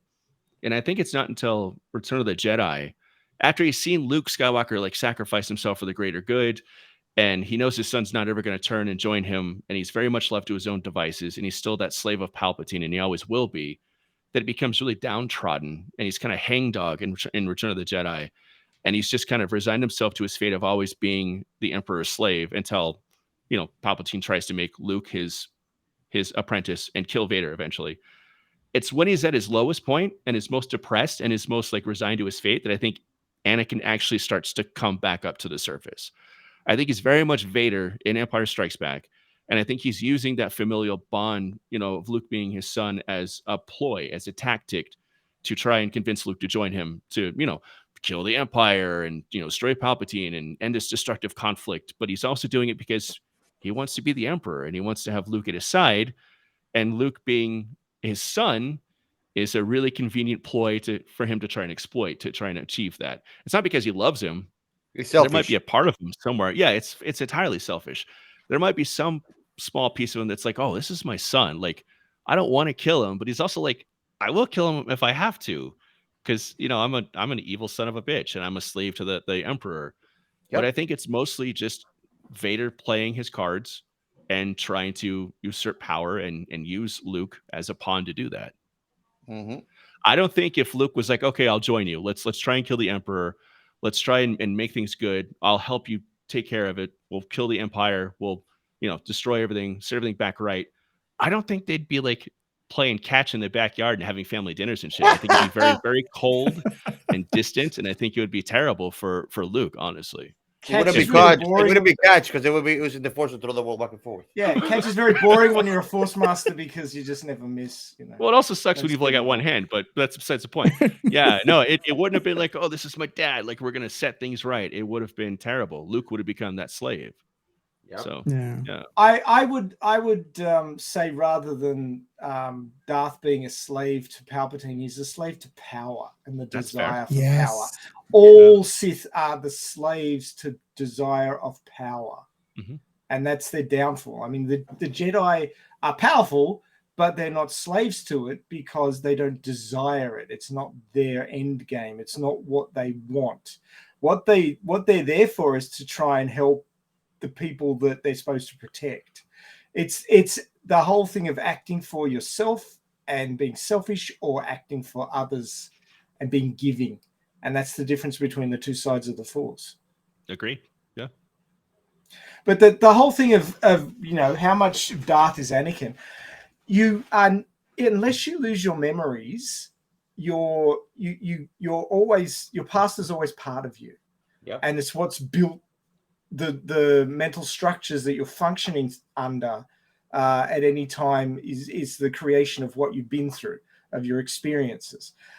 Even if you've lost your memory, the structures have still formed there because of what you've experienced. So even if you don't remember what happened, you're still a mental structure built on the experiences, even if you don't remember them. So sure. You can even say that a person is still a creation of their past, even if they don't remember that past. Well, kind of why a person with amnesia still have the same personality traits, even though they don't remember anything about the past. Exactly. Yeah, you still know how to do math. You still know how to drive a car, that type of thing. Mm-hmm. Yeah. But on top of that, just before you jump in, on top of that, everybody is presenting a modified version of their true self to the world. You don't show the world your true self unless you're very, very confident or very, very stupid. Yeah. You're always presenting a facade that you think the world wants to see, that makes you look the best, or makes you look the most powerful, or does something positive for you. I think that is also an attempt to try to gain control over other people's perception, and makes you feel more like control of them at the same time. Because if you think what I want you to think about me, then I can manage whatever reaction I want of you with that, and I have my aces under my sleeve whenever I want to catch you on with the guy off, And Sith are master manipulators, so they're always presenting a facade which will get them what they want. They're always offering something impossible, something that the other person wants or longs for insanely, Yeah. But it's really obvious in it's really obvious in the prequels when you see Palpatine manipulating Anakin. Yeah. And you can then, having seen the prequels, you can look at what's going on in the original trilogy in a new light, and you can see the way they use the words, the way they present things to try and get people to do what they want, to join them, to this, to that, the other, modifying deals and using force and all this sort of stuff. You can see that it's a huge amount of manipulation.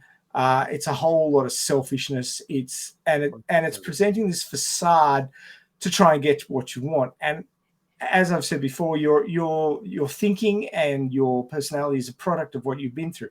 Anakin's been through hell. Yeah. He's lost a lot. He's betrayed and been betrayed by the people who were closest to him. He knows that the guy he's now subservient to is a complete scumbag and will ditch him at the first opportunity to get something better, his son. And, you know, it's all very dark and very manipulative. And, of course, Darth Vader as a construct in his mind has to be powerful and has to be, you know, in control. And, you know, I'm an evil Dark Lord of the Sith. I'm going to be doing evil stuff. I'm going to be, you know, controlling things, trying to get what I want. And, you know, he has no problem with killing his lackeys when they don't achieve what he wants. He has to have an apex predator mentality, basically. Yeah, exactly. But Darth Vader / Anakin Skywalker is a very messed up, complicated individual, but I'm sure there's a lot of Anakin in there. And well, I mean, I'm talking about the third movie, but it all comes to a head. And as you've mentioned before, when he's at his lowest, he realizes what he's given up, and he realizes what is important. And that's one of those classic story beats and storylines of the classic storytelling things of, you know, people reaching past their grasp and trying to get what they think is important, then realizing it's not, and remembering what is important, and all that sort of redemption arcy stuff and all those sorts of things. So this is all classic storytelling, and that's why it's so important as a storytelling device, in that you have these classically flawed, evil in inverted commas characters, but underneath which there's layers of, you know, hurt individuals who just wanted to get somewhere and be something, and they've gone down the wrong road and screwed everything up. And, you know, some of them have a chance of redemption, and other ones just, you know, continue with that facade of, I'm a complete evil bastard and I'll just do whatever the hell I want until I die.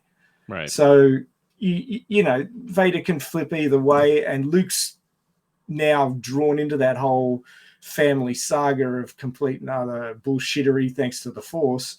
And, you know, he's going through the whole same thing. It's like everybody's trying to turn him to the dark side and go through the things his father went through, but he's not his father. So he's trying to do it differently. And, you know, everybody around him's like, Yoda and Ben are like, for fuck's sake, here we go again. It's Anakin Mark II. And Darth's like, come to the dark side. We have cookies. And, you know, everybody's putting this pressure on this young man who's trying to work out his relationship with this gorgeous princess who's actually his sister. It's like, oh, for fuck's sake, why do I have to be related to everybody in this fucking movie? Right. You know, who is friend-zoning him? He's got a rough time. He's the hero who's got it all dumped on him, and he's trying to do the right thing. And I feel he's doing a better job than his dad did. Yeah, he is. I mean, so don't diss Luke. Luke's doing a good job considering. And that is the exact reason why I feel really sad and hate whiny ass bitch Anakin. It's for the same reason. For that reason, his son. Yeah. Well, you know, the upbringing, maybe that has a lot to do, because Anakin had a normal childhood, if you want to call it that. Well, sure. he was surrounded by kids his age. He wasn't. You said Anakin. Did you mean Luke? I'm sorry. When I'm talking about Anakin, You mean like Phantom Menace Anakin? when he was in his, a kid, he had a normal, well, what I No, like he to call didn't. a normal childhood, where He was a surrounded. slave. He was the son of a slave. He didn't have a Exactly. normal upbringing. But Yeah, he was the son of a slave, but he was able to go where he wanted to go, and he was able to build his own robots, and he had Exactly. friends, and he was 9 years old and had his own car. I mean, he probably he had can a go. better childhood than I did, honestly. Yeah, And but his then- mother was a slave, and he wanted to try and free her. And Yeah, but I'm they had a sure there dope was a lot of apartment too. Like they weren't living in squalor, like chained up. Like they were Yeah. free to go and come and say please. Like No, the I don't slave think they thing was were. such a weird angle because they really didn't play it well enough in the Phantom Menace screenplay or the execution of the movie, I think. Because Mhm. it betrays Anakin's inner turmoil. Like the main turmoil he goes through is his fear of loss, as opposed to being abused or something like that. Obviously, it's a little too harsh for a kids movie, like, which Phantom Yeah. Menace basically was. But no, I mean, up until the point he left to become a Jedi, I think he had a pretty happy childhood. Like he wasn't happy to leave his mom on Tatooine Yeah. and whatnot. Like he was sad about it, but he really wanted to be a Jedi. It was his dream, so he did it. But no, I don't think Watto was like this horrible, like mustache twirling, like slave driving, horrible piece of shit. I think he was just somebody who I'm not justifying Watto being a slave owner. Like he was fucking horrific. It's awful. Yeah. But the circumstances in which were shown Anakin and his mom being, you know, slaves to Watto was not, I think, as terrible as it really should have been to illustrate how Yeah, I think you're Anakin right. should have that inner turmoil and that anger from a young age. We have no reason for him to have that anger because he seemed to have a pretty nice life, all things considered. So, yeah. Well, I think it all plays around the fact that what you said, he's here lost, and he's wanting the power to prevent that loss from happening. Which again, it points me to the reason again why I hate and feel sad for him, because he is letting someone control him. Yeah, let me not let me not continue there because I have very strong feelings about it. But we fast forward in contrast to Luke and his upbringing. He could, I don't know, he could have been a slave if you think about it. His uncle always have him working. He can't go anywhere he wanted to go. Number one, like He really Anakin wanted to go to could. that fucking Tashi station to get some power converters, and Owen Yeah. just was like, "No, I need you to clean some robots." Exactly. So, yeah. So he had a complete contrast in his upbringing, and he turned out to be, well, he turned out to have more of a analytical mind to come up with a better outcome in his life. Does that make sense? Yeah. Hey, do you reckon if Anakin wasn't an only child, he would have done better? That is a very good point.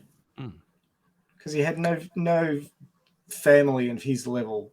I don't think so, because I mean he seems pretty normal kid around his friends, not caring to share things or be around them, So he seems very comfortable coexisting with other children, regardless of the race of his age type, Well, here's why I We kind don't of see that much wonder. Luke.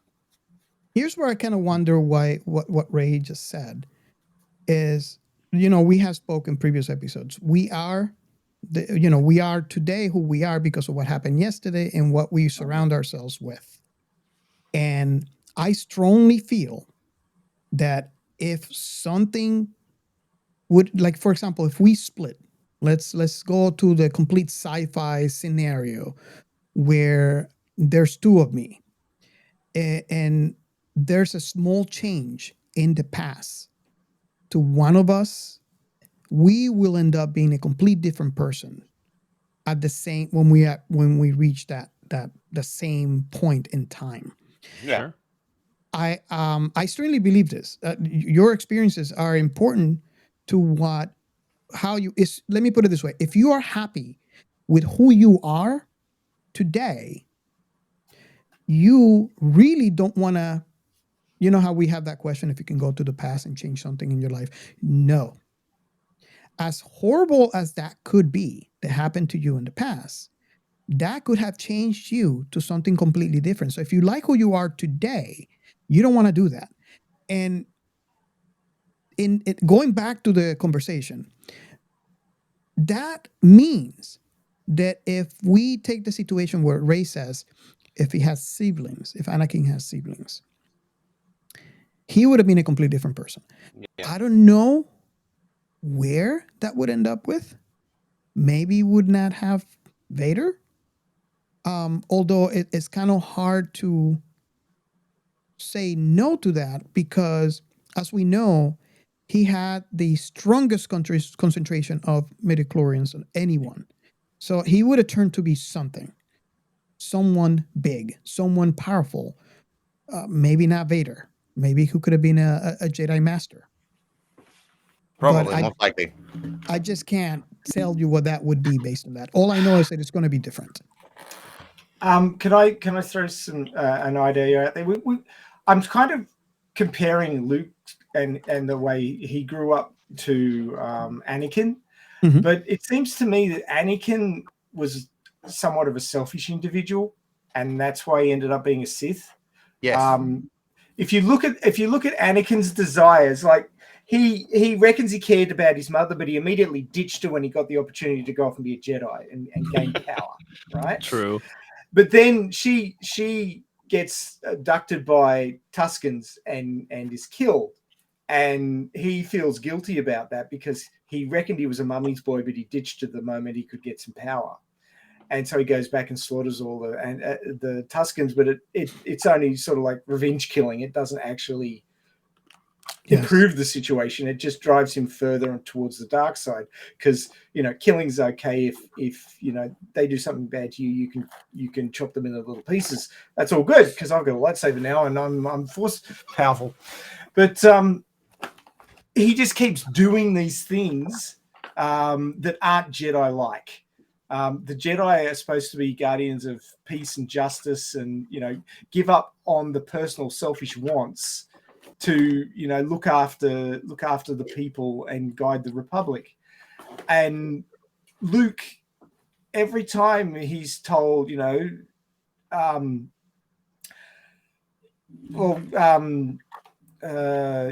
lines in this movie where he says, all his life has he looked away to the future, to the stars, never his mind on where he was, what he was doing. And Luke, takes that on board and goes, yeah, you're right. Okay, I need to focus on what I've got to do. And he learns and he becomes more Jedi-like. Every time he's told, what you're doing is not Jedi-like, this is what you need to do to be a Jedi, he goes, yes, that's what I'm going to do. I'm going to act like a Jedi. I'm going to stop being selfish and, I'm acting for my friends. I'm acting for the good of the galaxy. I want to stop the bad guys. I'm more of a Jedi than my father ever was, basically, because I've got that mindset. But Anakin never had that mindset. Anakin had a relationship with Padme, even though he was told that Jedi aren't supposed to do that. He hung He was around. rebellious all the time. Yeah, he hung around with an obviously dodgy senator who was telling him all sorts of shit that he just took on board and agreed with. A lot of people see that part of when Anakin turns to the dark side. That's like, that was way too easy. He shouldn't have turned to the dark side. But you can see it all the way through the prequels that he's just doing selfish shit the whole entire time, and it's going bad for him, and he just keeps digging that hole deeper.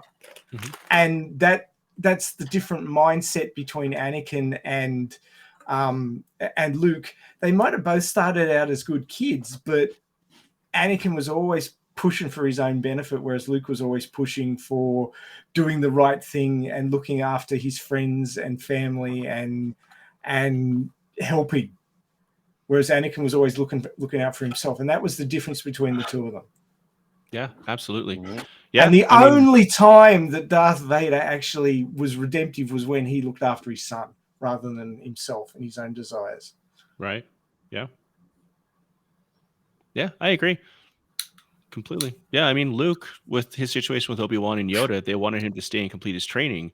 And he wanted to do that because he wanted to be of use. He obviously wants to stop the evil empire and, and make things right again. But his priorities are the people he loves and cares about. And he's willing to throw himself away and risk everything to save them because he loves them. And it's not for selfish reasons. He doesn't want to go and I'm going to go be a fucking hero and go save the princess and try and bang her afterwards or something like that. He just loves his friends and wants to go save them. Can we talk a little bit about how Obi-Wan and Yoda are kind of complete dickheads in this movie and in Return of the Jedi? Well, think about it. You've got these two Jedi Masters. They've fallen from grace. And what they're trying to do is they're trying to get this kid to assassinate his dad and his dad's boss without him knowing it's his dad. And they know full well that Vader is Luke Skywalker's father. And they're training this kid to go kill his own dad without telling him. Like it's a dick move. It's a serious dick move. Right. Yeah. It's rough. And you know what? You have a really good point there. But me and Gio have talked about, especially after watching the Kenobi series, how he had the redemptive, how he was broken. Gio, I don't know if you remember our conversation about Kenobi being broken, and how after meeting Anakin, that was like his first step, and the reason why he saw Qui-Gon, and he's wrote into becoming the person that it was. That we saw in this series.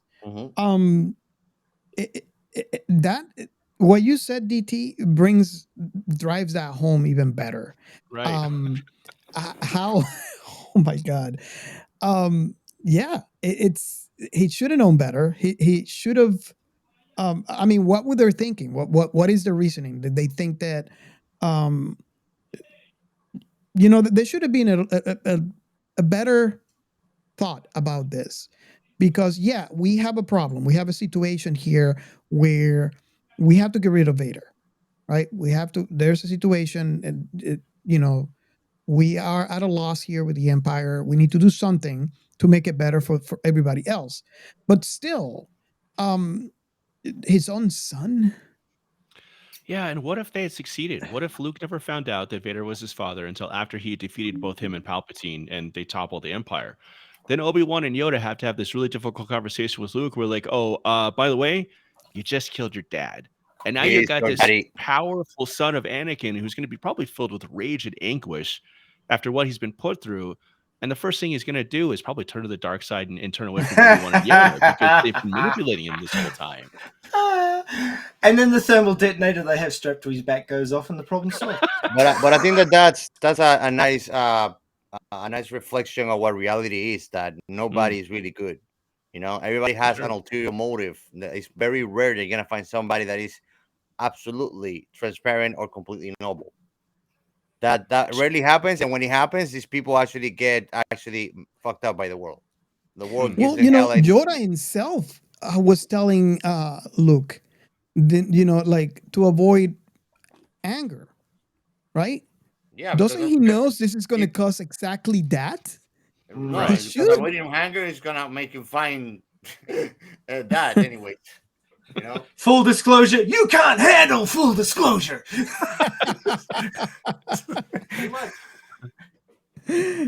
Oh wow, yeah, you have a really good point. I really never really thought about it that way, but yes. Oh my God, yes. Look, just like we were talking about Anakin's fucked up head, I reckon that Yoda and Obi-Wan, they're pretty fucked up in the head too. They basically let the Old Republic fall because they were arrogant and thought too much of themselves, and they're trying to solve that problem, but they're trying to solve that problem by sacrificing people to the cause.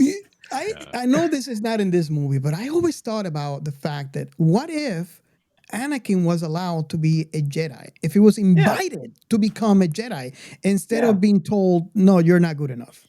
What would have been the outcome on the Empire Strikes Back if that would have happened in the past? Well, I don't know whether it was sloppy writing in the prequels or that you know how Palpatine was fogging up the Force and stopping them from being able to read the future and everything. Whether he was manipulating the Jedi Council to reject Anakin so he could get his hook into him. Um, it just kind of feels to me like the Jedi Council were a bunch of dickheads. It was Yes. like they just screwed it all up. And Yoda's up there going, "Oh, clouded the Force is. Oh, I wonder why this is. Oh well, we'll just keep going on like we're omnipotent and it's all good." Yeah, I've got some Right. issues with the prequels, and not least of which is the fact that they turned the Jedi from what I always imagined as a kid as being like knights at a round table. Not quite vigilantes, but not like space cops. And they're like full on space cops, like fully involved in the politics of the galaxy in the prequels. And to me, that always just diminished both like the mythology of the Jedi and how cool we thought they were based on who Obi-Wan and Yoda were, putting aside all that trying to get a kid to kill his own dad type of shit. But the credo that they presented does not line up with what we know of the Jedi in the prequels. They're essentially politicians and cops in their own right in the prequels, and it just didn't. I mean, they claim to be like peacekeepers and not like Hierarchy warriors, not militaries. soldiers, and so forth, right? But they also sit in this really high castle, looking down at the rest of Coruscant. They go about their day, and they're heavily involved in the politics of everything that's happening, and it doesn't paint a pretty picture. And I think that's supposed to lend itself to their mishandling and mistreatment of Anakin, which drives him to the dark side. But it also strips away the tragedy of Darth Vader because Vader was supposed to be the best of them, and something triggered him or corrupted him and drove him to Palpatine's side. And just being like treated like a redheaded stepchild, for lack of a better phrase, by the Jedi just doesn't honestly seem poignant enough for me for Yeah. Anakin to start murdering children, basically. Like it just doesn't add up. No. You say that, but a lot of retelling of stories get the rose-colored glasses Sure, treatment, and so the stories that the outright lies in some cases that Obi-Wan's telling Luke about his father in the past are rose-colored glasses, and the whole the Jedi were the beacons of peace and justice in the old Republic and rah. No, they weren't. They were a pack of selfish dicks who couldn't see past the ends of their own noses. They were arrogant and they fucked everything up. But maybe Obi-Wan still believes that they were a force of good, and he never realized even until his death that they weren't. I mean, we've got this outside view of the viewers of the movies, but what he saw and what he thought, could be considerably different. But that begs a question: like, you don't get to see Sith Lord ghosts, so it kind of paints that picture of heaven and hell too, because you get to see angels, but like devils, like they're just alive here. Let me ask you this: is this? I mean, because it's not as expressed in any of the movies. I don't think it's expressed in anything that I have read so far. I might be completely wrong here, but is it possible to have and we just not seen it? Because they're force wielders. They don't make it as obvious as they make seeing a ghost of the Jedi. That's for sure. Because the thing is that the Sith has always been shrouded in mystery. So it would make sense that we, as a viewer for this story, will not get to see that portion because they're shredded in mystery. The Sith are more portrayed like barbarians too, because it's like the strongest is the boss, and that's it. That's what it shows, The from what I've understand from what I've been reading is that being able to hang around as a Force ghost is a Jedi skill. And it's not a skill that the Sith have. And of course, the Sith being super selfish, why would they hang around and try and help people once they're dead? It's like, well, I'm not getting it. I'm not getting anything out of this. Why should I bother? So they would never learn it. Yeah, I agree. That makes sense. Yeah. Awesome. I mean, selfishness basically means that if you're not getting something out of it, it's not happening. And the Sith are super selfish.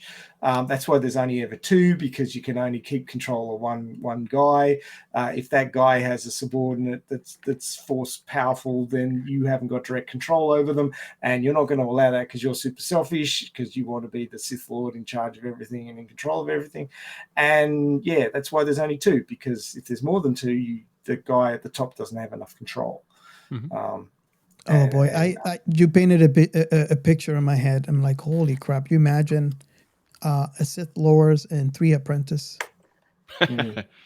Oh Yeah, my they would god. constantly be trying to kill each other, and that's Yep. why they only have 2 now because they wiped each other out basically. Yeah. And the way that you paint it, even if that's the case, let's assume that you have a master with 3 apprentices, you will end up with one regardless. Because Because they'll they will fight kill to each the other. death. Yeah. You They know? won't support each other. They'll try and get each other killed in battle, even if they don't directly kill them. They'll Mhm. help the enemy kill them because they want them out of the way because they want all the power. Yep. Yeah. So selfishness never builds a big organization because they don't want to share that power.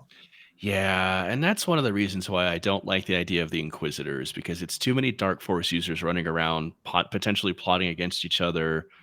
That's one of the things about the whole prequel era that I just can't get behind. It's just the Inquisitors. I don't know. Yeah. Well, I mean, Inquisitors may be on a lower level than the Sith Lords, and therefore, they're not as concerned about them because they're not as powerful. But yeah, it's expanding the organization for a storytelling perspective, but Mhm. it really doesn't make sense as far as the super selfishness of the Sith. Yeah. Yeah.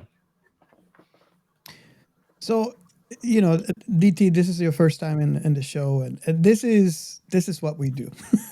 Oh yeah, dude, this is what I've been doing for the last 39 years of my life, man. This is great.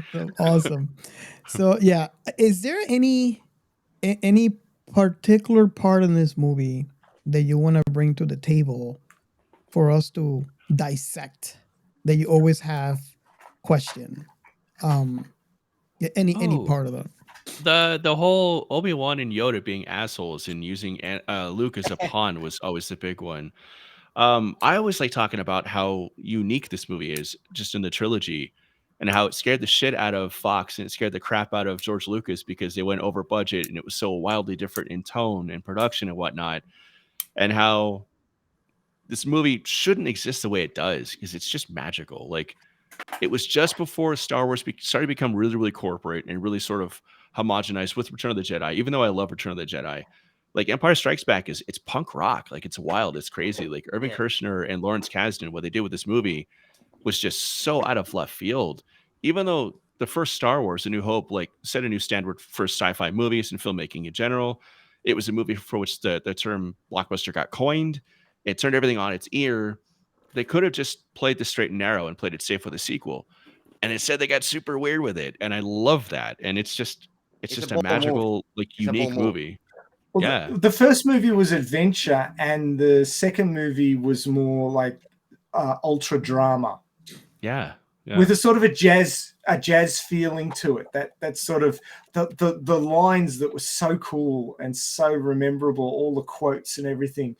That wasn't in the first one. They didn't have as good a dialogue as in Empire, and everybody sort of gets down with the darkness. But the tonal shift is quite significant, and it led to George Lucas apologizing for Empire when it came out because people were reacting to it quite strongly. Yeah. But then it became the favorite movie of the trilogy because people just really connected with it. It was more like real life. It was more sort of grounded and harsh, and making tough decisions. And I was 10. Yeah, and I was 11. I was So yeah, I was negative 3 years old when this movie came out. I was born the same year Jedi came out. So yeah. Gio, tell me how old were you? I was still thinking of becoming a swimmer on my dad's boat. I didn't want him to throw me. I didn't want to be thrown down the drain, so I waited. Good call. Ray, I'm sorry. I'm sorry. I hornet's nets. I'm used I to asked this. for it. You did.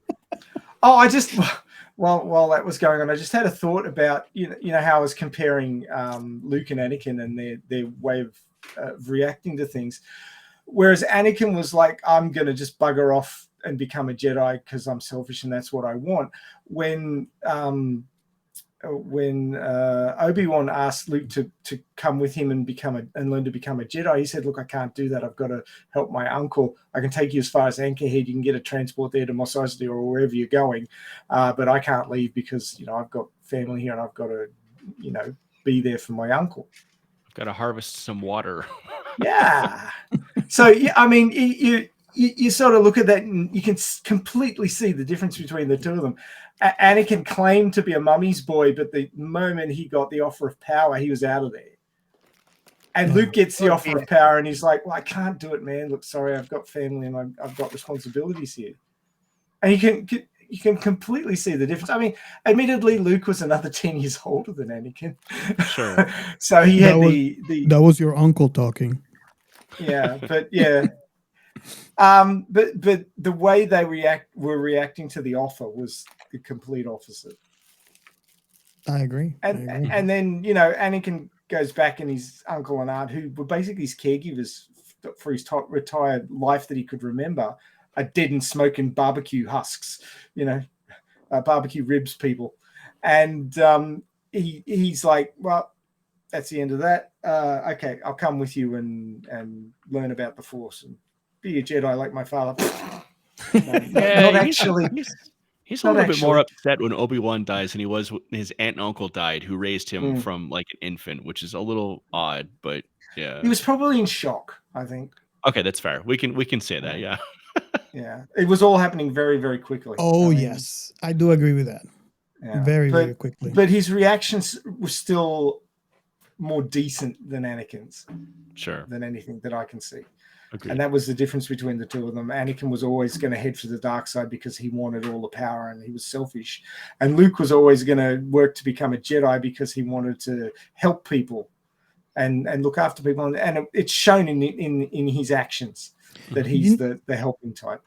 I want to bring to that, to add to that you just said, Ray.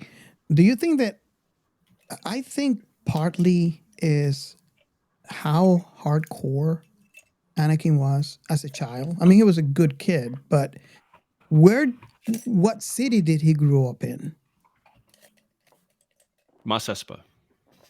And what city did Luke grow in? The Boondocks, just out in the desert. Yeah, Luke was on a farm. Yeah. Luke was on a farm, so I think that plays a big part too in the upbringing of both of them. Anakin grew up seeing people steal and killed and murder, and I mean, what the upbringing have to be different. Yeah, that's fair to say. Yeah. I mean, I would say that Luke had a lot fewer people interacting with him and affecting his mental development. So, it was his uncle and aunt that he spent most of his time around. The closest outpost was Tashi Station, and that would have been a small little hick place with maybe 3 or 4 other kids his age, and that's it. So he wouldn't have got to see them very often, especially when he was younger. The only time he would have got to see them is probably once or twice a year when his aunt and uncle went in there for supplies or something. Or vacation. So, you run out of blue milk eventually, so you got to go get some more. He had pals though. He had Biggs, so there was some friends he had, but yeah. I guess he had to go to school. I don't know if Tatooine has a laws on child labor or child education. It doesn't apply to slaves. You don't have to go there. That was just industrialism in space. But you brought a good point, because now I'm thinking, even if Luke had the chance to go out, how many kids would be around him? Because of where he was, is never going to be around the amount of kids that were around Anakin. Mm-hmm. See, I would have expected Luke to be far more sort of introverted, because he wouldn't have had a lot of people to talk to. He wouldn't have had a lot of practice with social skills. Point. And yet he's up there going, "Oh, Ben, it's you. Oh, I haven't seen you in ages. It's great to see you again." Like, Jesus Christ, shouldn't you be a little bit more, well, fuck, who's this old bastard? And you would think that Owen and Baru would have like raised him to be more introverted and not outgoing because they knew who he was and they wanted to hide him. But I mean, Luke is standing toe to toe with Han Solo, who's one of the smoothest mofo's in the galaxy, and he's chatting up other pilots when they're getting ready to go, take on the Death Star, and he's just that quintessential hero, even though he should have been sheltered and kind of coddled, probably. But can't have an introverted hero. Sorry, we'll just fix that. Yeah, he's got to be Superman raised by Ma and Pa Kent and immediately go to small or Metropolis and become like mild mannered Clark Kent and reporter and whatnot. Yeah, exactly. Oh, yeah. There's a few things that don't add up. That's fair. I mean, these are fun movies from the 70s and 80s, so But Empire is probably my favorite movie of all time, but I do see its faults. So yeah. And I want the listeners I don't want the listeners to think that we're dishing. We just we have some points. This movie is one of my favorites as well. But I do have some thoughts that we bring up, especially with my overthinking, that I have to bring up over here and make sure that everybody puts me in my place. That sounded a bit kinky.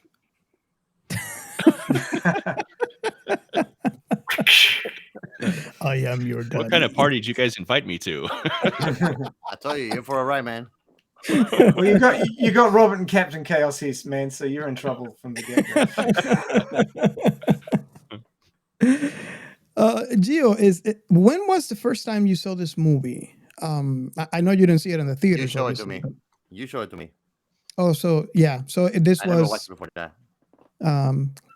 Clockwork Orange. Yeah. Do you still get the twitches? No, I don't anymore. I'm kind of you don't twitch anymore? Good. No. Good. So the question, what was your first impression when you saw this movie? I mean, you've seen others in Star Wars. This is just you're new to this particular one. What was your first impression when you saw this? Want me to tell you? I have betters. No. It was a good movie because, like what I told you, like I never watched the old Star Wars. The first Star Wars that I watched is when I was a kid, and it was Phantom Menace, I think, the first episode. With Anakin as a kid? Yeah, that was the very first movie that I watched. I didn't know about Star Wars before that. And I mean, I was a kid when that happened. I was 95, 96. Yeah. And for all of you listeners out there, if you have listened to our season 1, you know that Gio was not a sci-fi fan. Yeah, I mean, I like sci-fi movies, but not like I am in love like I am in now with the genre. You know, like I always was keen to watch movies that were brainy, something like just action for the sake of seeing shooting and boom, boom, boom. That bores me, and I'm not a sports person either. Well, in this movie, it's pew pew pew. Yeah, but there's a lot going on in the back scenes that gives reason to the pew pew pew. It's not Clint Eastwood, I'm the sexy boom boom boom. That's it. And I mean, I liked them. I mean, it gave a continuation and an actual backstory to those new movies that I watched when they came out as I was a child, but I didn't get to watch what was coming next, and what was coming next was already waiting back there. Yeah. So it was actually fun to see it. Yeah. DT, when was the first time, if you can recall it, when was the first time you saw it, and what was your first impression? Oh man, I have been watching Star Wars, all 3 of them, since I was born. Basically, my dad was a huge fan. His birthday is actually May 25th, the day the first movie came out, and he actually went and saw it on his birthday, like his 14th birthday or something. Nice. So he's a lifelong fan. He's the reason I'm a fan. And just growing up, like one of the movies was playing in the background or at my grandparents' house. So I have memories of bits and pieces of each of the movies, like Han Solo being frozen to carbonite. I have memories of Vader's helmet being taken off in Return of the Jedi. I don't know the first time I ever sat down and actually understood it all the way through as a really young kid, because it's just always been a part of my life. So yeah, I couldn't really tell you, to be honest. So you could almost say that the person you are now has been influenced by these movies. Yes. Yeah, it ignited my love of movies. It was one of the first things my dad and I bonded with when I was a small kid. One of the first things we really got to know each other over. I grew up loving the movies and playing the video games, and I had all the action figures. I went absolutely nuts when Kenner did the Power of the Force line in the early '90s before the Phantom Menace came out. All the action Nice. figures came out. I was out in the backyard making stop motion videos with my action figures, trying to recreate the nice. movies and make my own Nice. movies with the family camcorder or whatnot. So yeah, it's Star Wars is massively influential on me, 100%. Nice. Awesome. Ray, when was the first time you saw this movie? How old were you, and what was your first I was, now it was 80, so I was 11. And of course, Star Wars came out in 77 when I was 8. And the difference in mental architecture between an 8-year-old and an 11-year-old is quite astounding. Yes. So I was a preteen by then, and thinking those thoughts about girls and stuff. Hadn't done anything, but you'd started thinking about it by 11,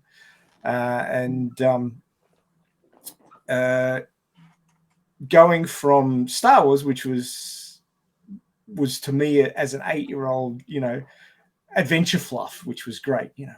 Space, and they're running around and lightsabers and blowing up giant space stations that kill planets. That's great. It's fantastic. So much adventure. And then, fast forward to a couple of years later, and Empire comes out. And by that stage, I'm starting to get a little bit teen angsty and thinking about girls and stuff. And you've got this much more mature looking Princess Leia who's fucking hot. Right. So Yeah. I was a complete, 80s fanboy for Princess Leia, especially. I had that poster with her from Rog in the slave girl bikini. Oh my God. that was like the pinnacle. Other people had Farrah Fawcett mages and all this stuff. I had Princess Leia. She was like, oh my God, she's sexy. So would you give it away for Rem Rem? Well, Rem Rem wasn't a thing back then. Sorry, I have to say that because I can see Rem Rem from here. He can't sneak enough anime in there, but yeah. Oh, you like anime? I didn't know. DT, you like anime? DT, you like anime? I do. Yeah, I stick mostly to the classics, like the Miyazaki stuff and Cowboy Bebop and whatnot. But yeah, I'm a fan. 90s anime for Akira is amazing. So yeah. Yeah, the reason why I'm saying this is hopefully you don't get lost in the side comment here, but Rem Rem is for ReZero. Okay. And he has the figures of Rem Rem behind on I can see those. Yeah, over his shoulder there. Yeah. Yeah, Rem Rem is like one of those characters that people just fall in love with because he's cute. That's it. Not really. She's nice. Yeah, she's cute and she's a bitch that nobody remembers in the show. She's nice. No, I want my Rem Rem back. Take it back. You'll be seeing that area being updated shortly, because I initially, for my Christmas present, I bought a I think they call it Nerdoroid is the line, but Fran and Teacher from Reincarnated as a Sword. Oh, nice. Which is a recent anime, but a great series of light novels. I've read them all multiple times. But what I didn't read in the description was that it's a pre-sale and it's not coming out until the middle of the year. And I'm like, I can't wait that long. So I went back last night and ordered Yukino Shita from My Teenage Romantic Comedy Snafu. I don't know if you've seen that one. I love that one. She's the dark-haired girl, but she's wearing a Catgirl costume, so that will be going up in there shortly when I receive it. You can do that to Rem Rem. Yeah, I can. Show you. Not Rem Rem. I want Rem Rem back. No, Rem Rem will stay there. She'll just get some more friends. Some more waifu friends. I feel good now. Special anymore. Don't worry, Rem Rem will stay there. In fact, I've got another Rem Rem up there that I need to set up in her half demon with the ball on a stick form. Nice. So nice. I'll get that one set up in there too. But anyway, I'm diverging entirely from your question. Bringing it back. Get back on the rails. There's some rails here somewhere. So yeah, I went from an 8-year-old who thought that the adventure of the first movie was fantastic to a 11-year-old who went and sat down in the cinema for Empire, and the music started up, and I'm like, oh, we're going to adventure again. And then we got this space family drama, and I'm like, well, shit. This is different. And it hit in a whole bunch of different levels. The dialogue and the lines were so cool, and they were wearing really sort of cool, muted, mature costumes. The whole sort of cast feel had matured, and the romantic stuff was kicking in, and that was hitting me too, because I just started getting interested in girls. And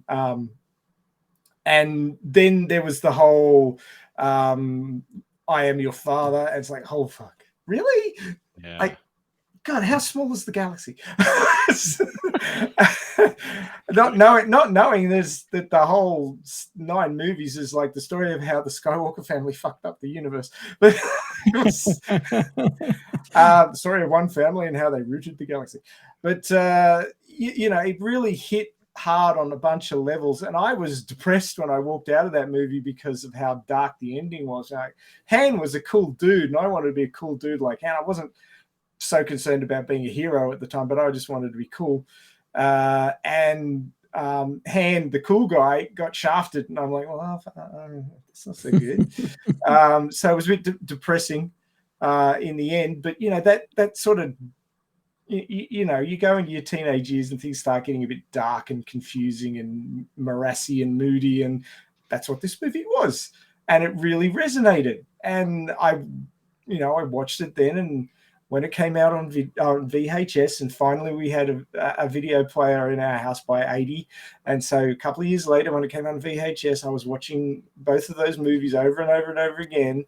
And Empire, there's certain points and story beats in all 3 of these movies that I really like, but I think if you had to ask me which one of the movies resonated with you the most, Empire sort of resonated with me as an 11-year-old and a young teen going 13, 14, 15, 16.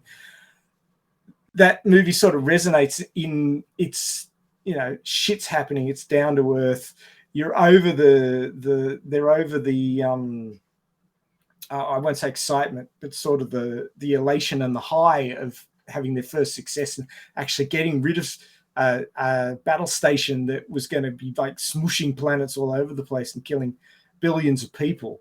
They got rid of that, but the troubles aren't over. The troubles are just beginning, and things are going downhill in a major way. And you feel like that as a teenager, that you're growing up, but it's going downhill because you're discovering just how freaking complicated life is, and having real troubles dealing with it. And that's basically what's happening to Luke. And Han is an older guy, he's like the older brother, and he gets completely screwed over. And a lot of people have that happen to them in life and can completely relate to things being completely out of their control, and no matter what you do, you're boned. And there's so much happening in Empire that really feels like real life, but in space.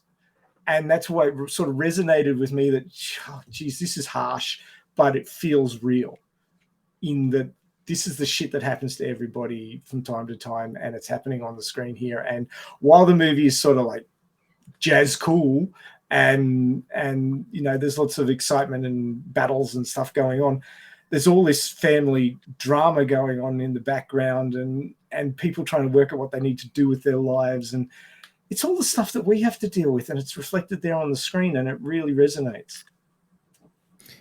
And this is a reason why I love asking this specific question. I find it very interesting, everybody's perspective of the same thing. Let's make something clear. You're just like a toddler. You just like asking questions. That's it. Why? Why? Are we there? Why? So, for all of you out there listening, reach out to us and let me know why. let me know when you saw this movie for the first time, and what was your experience? It's really interesting to me because when I watched, for example, A New Hope, I think I was around 8 years old, and it what I remember is similar to what I remember on Logan's Run. I was actually 6, so I was a little older when A New Hope came out, so I remember a little bit more. But it's more of an abstract.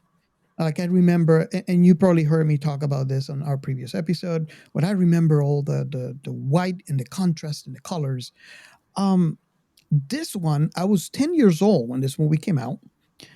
I would have to say this one, just like you said, right? This had the bigger impact on me, and I have a feeling is because I was a little bit more mature, yet I was still a child. At 10 years old, I do remember more. I do remember the one of the things that I found shocking, and probably Gio will find this shocking, is all the darkness, Hmm. how dark everything was. It was just a dark movie. Um, but it was still, impressive to me because I got to see a little bit more of Vader, and what was going on with with the character, but it's still kind of fuzzy, to me, as a 10-year-old. And listening to you guys and see what experiences everybody had with this same thing, I just find that fascinating. Is there, if you can recall this movie across all the times that you have seen it? So I guess with this question, we're going to fast forward to today. And anybody can go first. What would be one of the most impressive things that you can say that comes to your head immediately when you think about the movie based on how many times you've seen it? The first thing Well, that comes. I had to say something for starters. Being the new one to Mhm. Star Wars in here is it was messed up for me because if I would have seen it in the order you guys saw it, I would have gone the same aha when I saw that Yoda was actually the master was looking. Mm. But since I started from the back front, I actually knew when I saw Yoda who was him. You guys actually got that amazing feeling of surprise when you did not know who the heck was this old man in the middle of the swamp talking backwards. You I know, didn't so have that surprise. Yeah, you did have a surprise, right? I Because you didn't didn't when know I who saw was. this movie. Well, if I go back, if I put myself in your level, right? If I go back to the time where I saw it first, just like You you didn't did. know. You didn't know when you saw him. Exactly. I didn't have that surprise, which would be nice to have, but I think it would have been a different experience if I had it. And I think that's something that was meant to for as you watch the movies in the order that came out, create that also reaction in the audience. You know, like since when I watched Yoda already, when I saw that look found Yoda, I was like, oh, there he is. But somebody that is watching this as the next movie in the line is like, oh my god, this guy's stuck with this omen now on the swamp. And then later on, like, oh shit, he's the master. you know. Yeah, I get it. I think I'm going to move on to DT, only because he would be the next one in line to. Am I correct in saying this and watching this movie? Yeah, I watched the original trilogy first as a small kid, so I grew up with Mhm. it, and then watched the prequels as they came out. One of the things that still strikes me to this day, on top of like the storytelling and how weird and wonderful it is, and all the technical marvels on display, the Battle of Hoth is incredible. Oh It's yes. John Williams' score in this movie. Holy shit! Mm. It's still, I think, the best Star Wars score.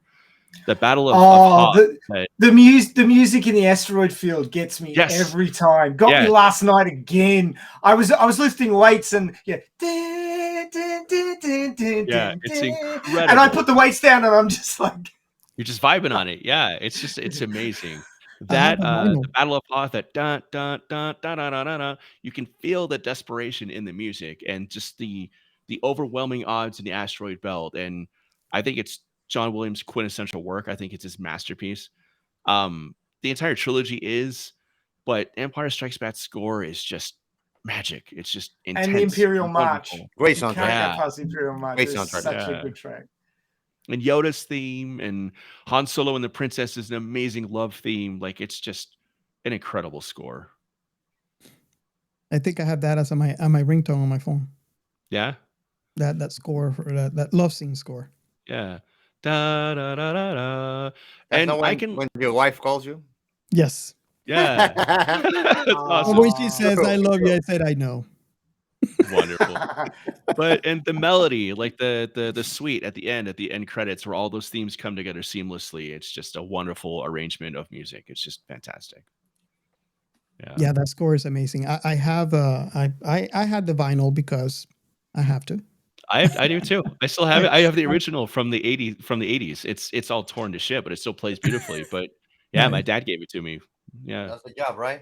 That's what it matters. Yeah. Well, if you ever had vinyl, you know how easy it is to scratch it. Mhm. So yeah, you want to take care of those babies. Yeah. Awesome. Ray. Yep. Recounting all the times that you've seen this movie, what Oh, is the one so thing that many comes times. to you have in your first thing that comes to your mind? Something that just is overall the first thing that comes to your mind about this movie in particular. Well, it's sort of like the middle child, if I can use that as an analogy.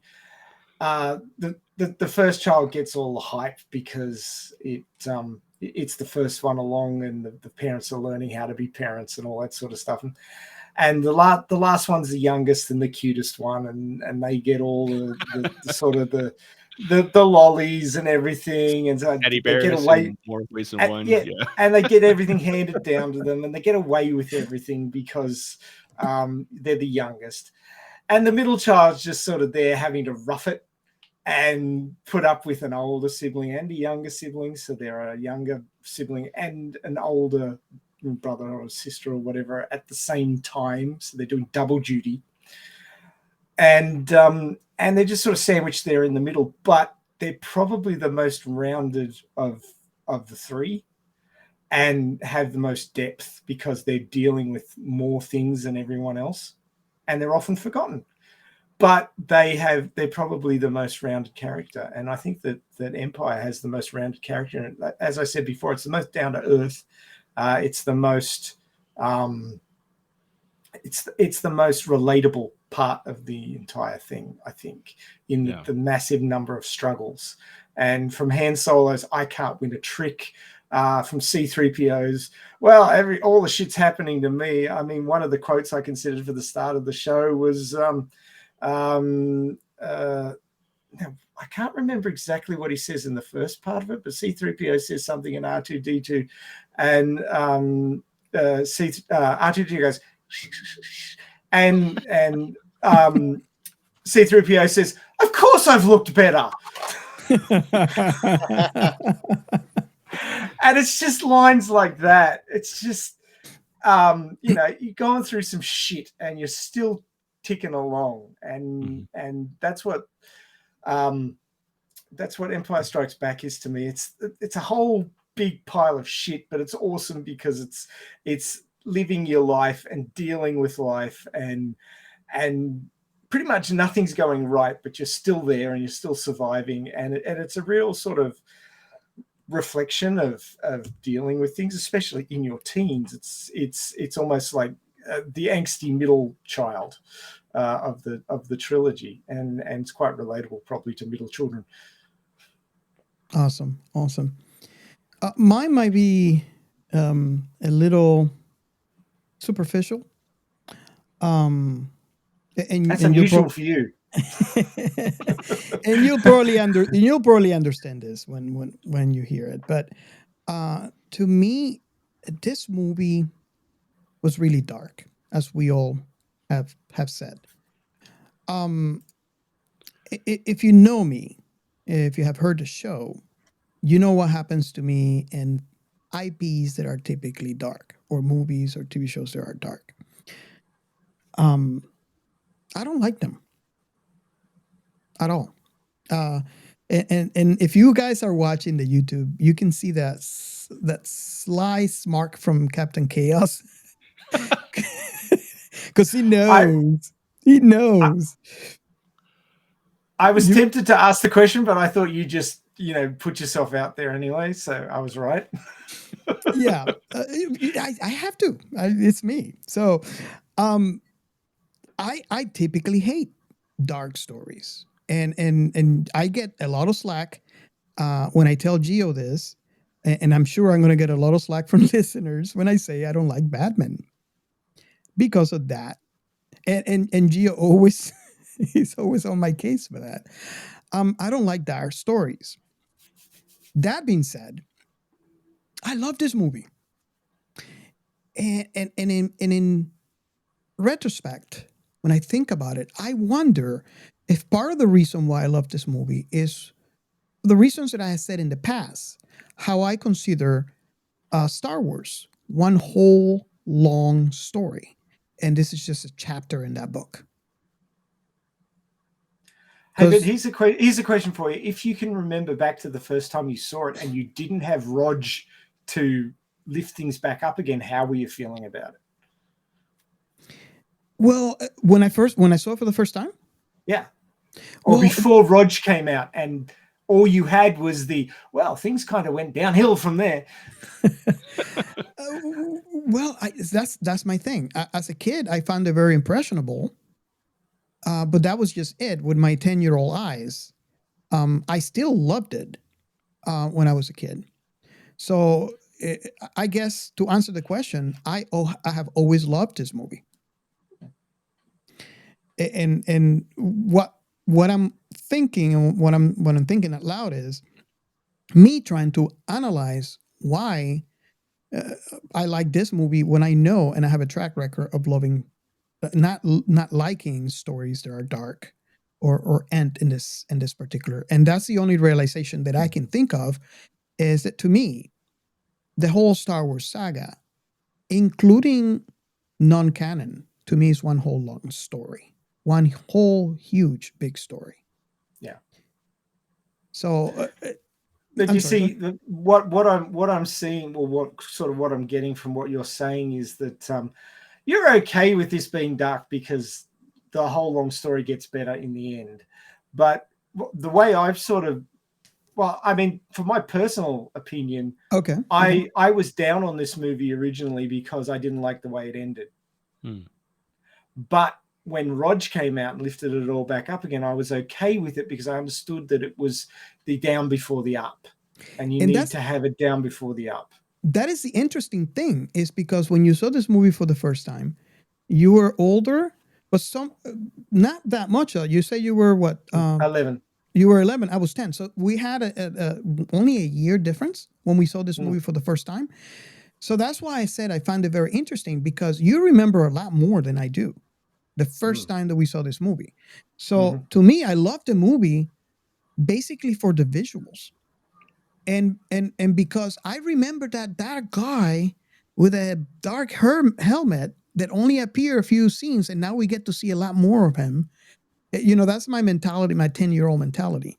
And I find it very fascinating that you remember a lot more just having 1 year, older than when we watched. Well, you lived in Florida and I lived in a small country town. So, there wasn't that much to remember. It was all pretty boring. So maybe that's why I remember. Well, you have a point. I was quite introverted. So, my mind was off in space most of the time. But I hope that answers your question. And yeah, I grew up in Miami, so you do have a point there somehow. There's a lot more going on. But did I answer your question? I think so. Okay. Awesome. I think so. I mean, it's a complicated movie. There's a whole bunch of levels that it hits you at, as I alluded to before. And yes, depending on your age, it's gonna hit you in different ways. And the difference between 10 and 11 does make a huge difference. In fact, a friend of mine was bemoaning the fact that his daughter's 4 months older than my son, and she's a year ahead of him at school because she went in at the very first intake. So she's starting 5th class this year, and my son's starting 4th class. We were recommended that he should stay back because he's mild autism. He needed another year to mature. But apparently what my friend's finding is that most of the other kids in his daughter's class were deliberately held back by the parents so they would have another year to mature, and then they could be at the top of their class. Because a year makes a huge amount of difference, apparently, in your ability to perform compared to the other kids in the class. So if you're an early entrant into schooling, you're going to struggle a lot harder. Yeah. And he's like saying a year makes a huge difference. Like she's got to work so hard to try and have decent grades, and these other kids are just cruising through at the top of the class, and it's all because of that extra year. And that reminded me of what you were saying, that I was 11 and you were 10, and I remember so much more. Year makes a huge difference in mental development. Sure. Wow. Now that you say it, it makes a lot of sense. It's something that I didn't really stop and think, but it makes a lot of sense. Yeah, for sure. I mean, there's all sorts of personal variation, and what you're going through in your life, and whether what you're focused on, and all that sort of stuff. But I mean, I like you. I mean, I don't labor the point, but I analyze the shit out of everything as well. But maybe from a storytelling perspective rather than a. Let's ask the weirdest question we can possibly ask on a podcast perspective. Because that's me. Oh God, I have a question for DT. As a listener of the show, how do you feel about my weird questions now that you're in the show? It's been awesome, honestly. Like I said early on, like you actually triggered some analysis for this movie that I've grown up, and it is my favorite movie. You've had me think about it in ways I actually never considered before, so it's been fantastic. Awesome. Yeah. So the reason why I'm asking is because I drive. Too. I'm sorry. Yeah. I'm sorry. That's what your show does. And that's what I love about it, is the fact that you guys analyze stuff like older movies, but also newer stuff, but also kind of more obscure stuff. And you trigger that response in your listeners. You make them think about things they've maybe watched their entire lives in a slightly different way. And that's why I listen to your show. Also because you guys are fucking hilarious, but it's great. Thank you. No, what they don't know is that I do that to annoy Ray and Captain Chaos. That's the whole point. Well, I'm sorry to tell you, man, you're not very successful at annoying. I was going to say he thinks he's annoying us. He's not right. He thinks he's annoying us. The problem is Robert's a sweetheart, and he likes to think of himself as a badass. Yeah. Oh God. If they made a movie about Robert inside his own head, it would be The Geek Bully. Are you sure it's not? It will be every Disney movie of a princess, but the prince is the princess. I always envisioned Malkovich, that movie. Being John Malkovich. That was cool. Oh God. Yeah, and this is another rabbit hole. Oh yes. So yeah, going back to what I was saying, I love this movie, considering that it's a dark and the way that it ended. So that has to mean something. That has to mean something coming from me. So I just take it with a grain of salt. Okay, so should we go on to the last question? Should we have last comments first? Yeah, the last question is what? Oh, okay, go ahead. I actually think that we went through it and we're just going around it. No. I haven't asked the question yet. Circling the drain hole, you reckon? No. We always do that in every episode. He did ask me because I was like, what was your thought about this movie? So he asked about that, and then we asked our guest about, because he was the next in line. So the question is, and we'll let Ray take it, but the question is, what was your last thought about this movie? Last thought? That's my last question. Oh, so you got the first and the last thought. There you go. Yeah. Yeah, there you go. It's Look like at poetry. It Captain Chaos. rhymes. It's blowing up. No, it sounds to me like plagiarism to ask the same question. It's like those accents that ask you the same thing backwards. What is 6 plus 2? And then what is 2 plus 6? Well, my last thought about this movie is it's a lot of things to a lot of people. There's the first movie is just sort of like an adventure. Like, we got to deal with this thing, this problem's in front of our face, and we've got to stop it. And they managed to stop it. Great, it's an adventure. That's what it was meant to be, and it was supposed to stand on its own, and that's fine. This movie is not meant to stand on its own. It's the middle of a trilogy. It is the linker between two adventures. It's the more serious part.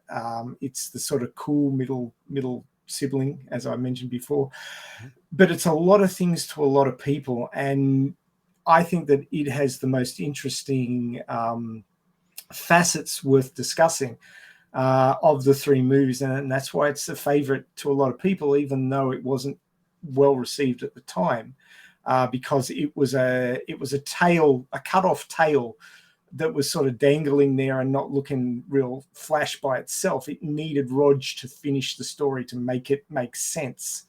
And once the trilogy was finished, then this movie became the best of the three because it had its bookends properly aligned and made a lot more sense.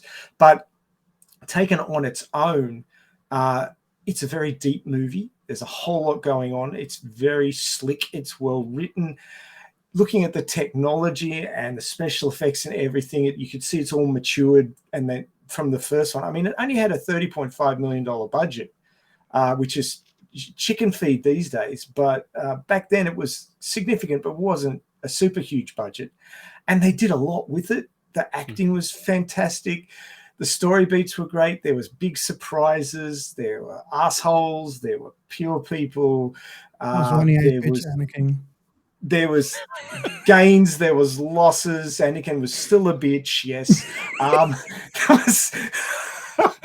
But this movie's got it all when you consider its position within the trilogy and how real it felt, how grounded it felt. And that's why I think, because of its many facets, it is the best movie in the Star Wars canon. Awesome.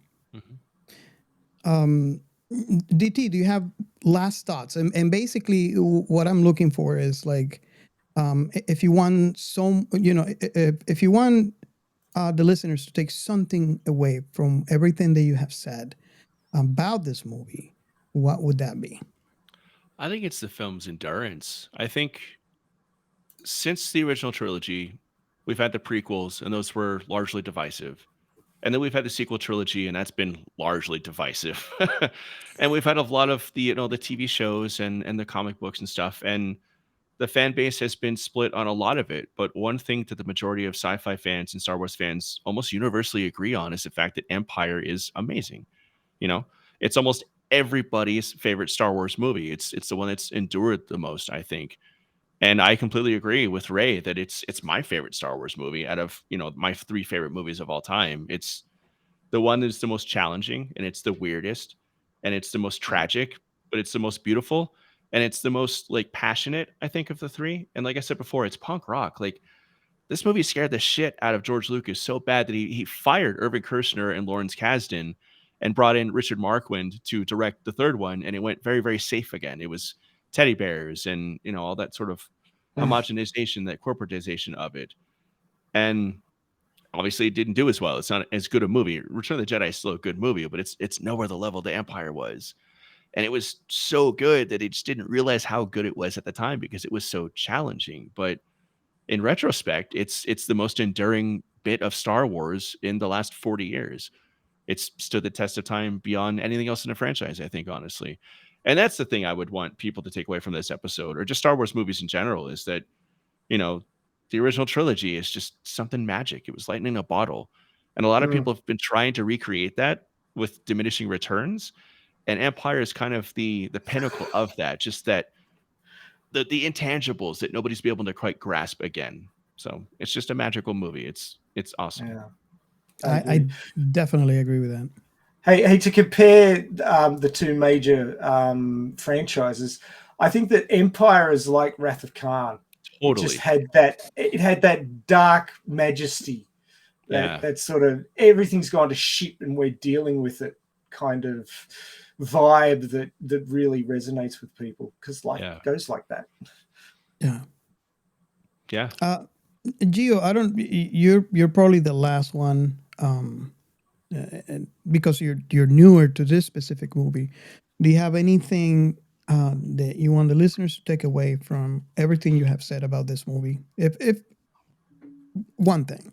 I mean, honestly, like I think that this movie is just to like second on what Ray says. It's important to the whole saga. It gives a lot of important uh, things that happen on the story of Star Wars that without having them in will leave a lot of lagoons and questions open. On the backstory of some of the most important and influential characters of the whole Star Wars saga.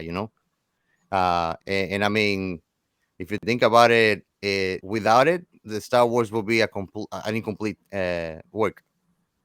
And I think that is a must watch. Again, I wish that I would have watched this before I watched what I watched first. I think that I Yeah. would have enjoyed it a lot more. It's like I give you Lord of the Rings and I give it to you backwards. You're gonna be just less Yeah. interest on that aspect. But once you become a lover of everything, it's like doesn't really matter. And by now I've watched it more than 4 or 5 times, which is a lot to say for me. Compared of the principal Star Wars. And it's funny, I like the old ones more than the new ones. Mhm. Yeah. And Robert knows that's a lot to say for me, for a person that Yes. would be actually swayed much more for special effects. That I would actually not be interested in something that was good just because of special effects.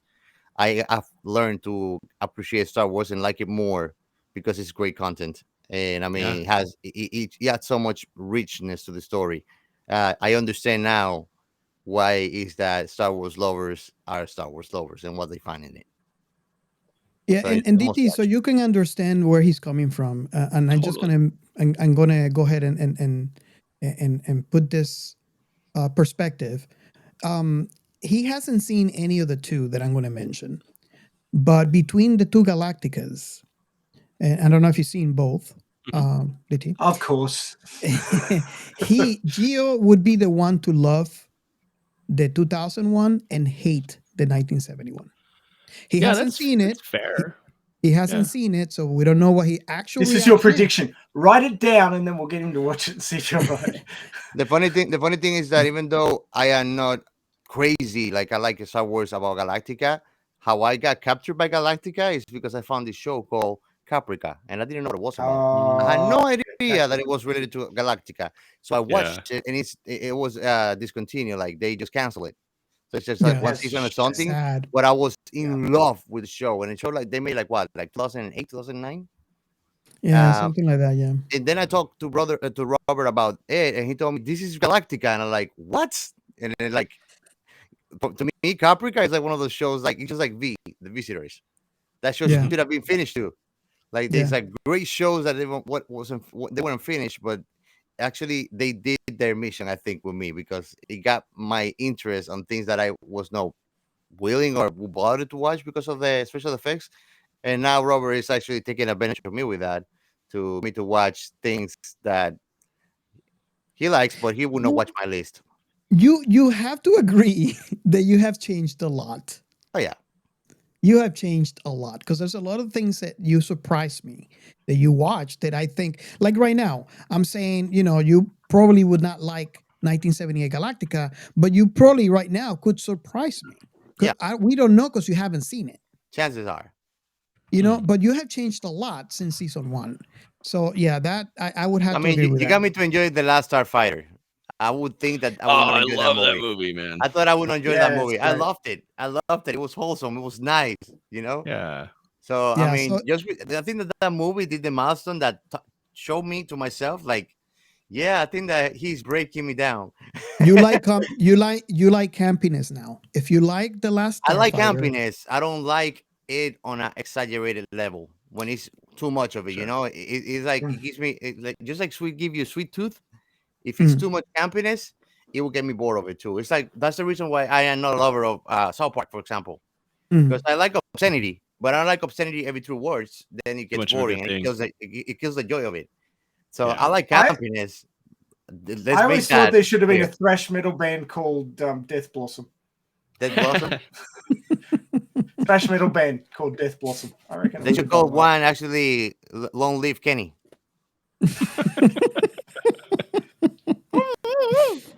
Oh, by the way, Caprica is set 58 years before the events in the Battlestar Galactica 2000 That's series. what Robert was telling me when I asked him about Caprica. He told me that the Android people, this is their actual the beginning of them. And it's funny Yeah. because it doesn't start with Android people. It started with like a very advanced civilization. And basically this girl used to visit a copy that she made of herself in virtual world.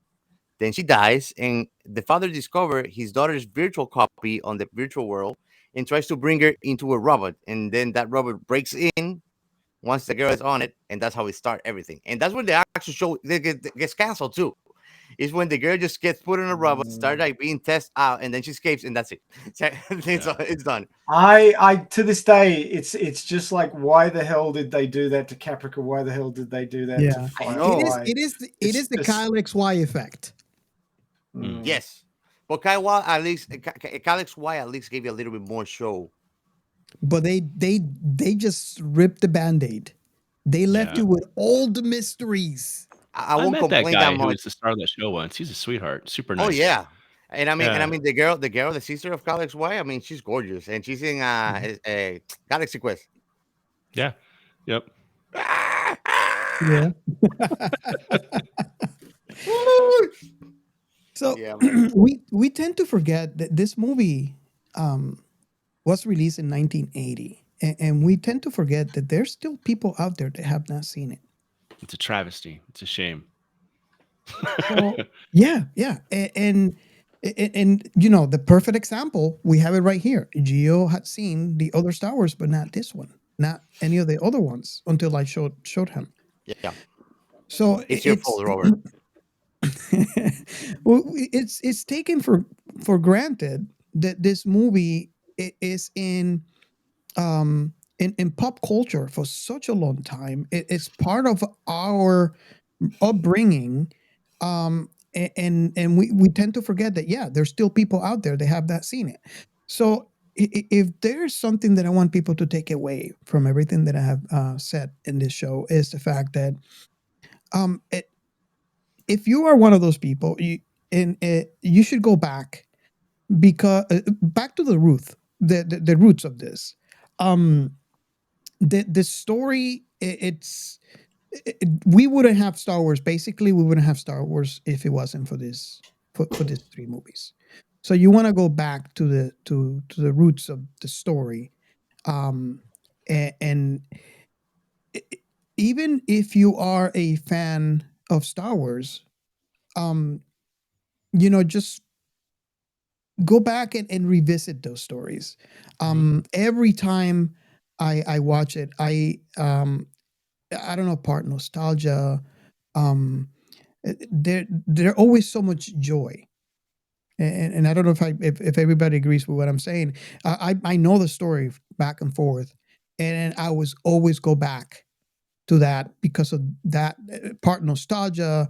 It's just pure happiness, and again, this has to mean a lot coming from me. It has to, because I don't like dark stories. I don't like stories that end the way this one does. I don't, and I love this one, so it has to mean something. Yeah.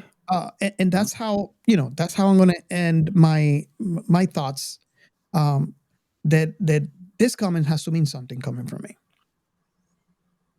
Yeah. It's an important movie. It's a wonderful movie. Yeah. Awesome. So Ray, should we go to the next? Yeah, let's go.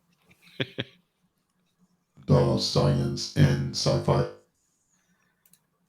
I kind of feel like we've been beaten around this bush once already from last week. But I wonder if I should start.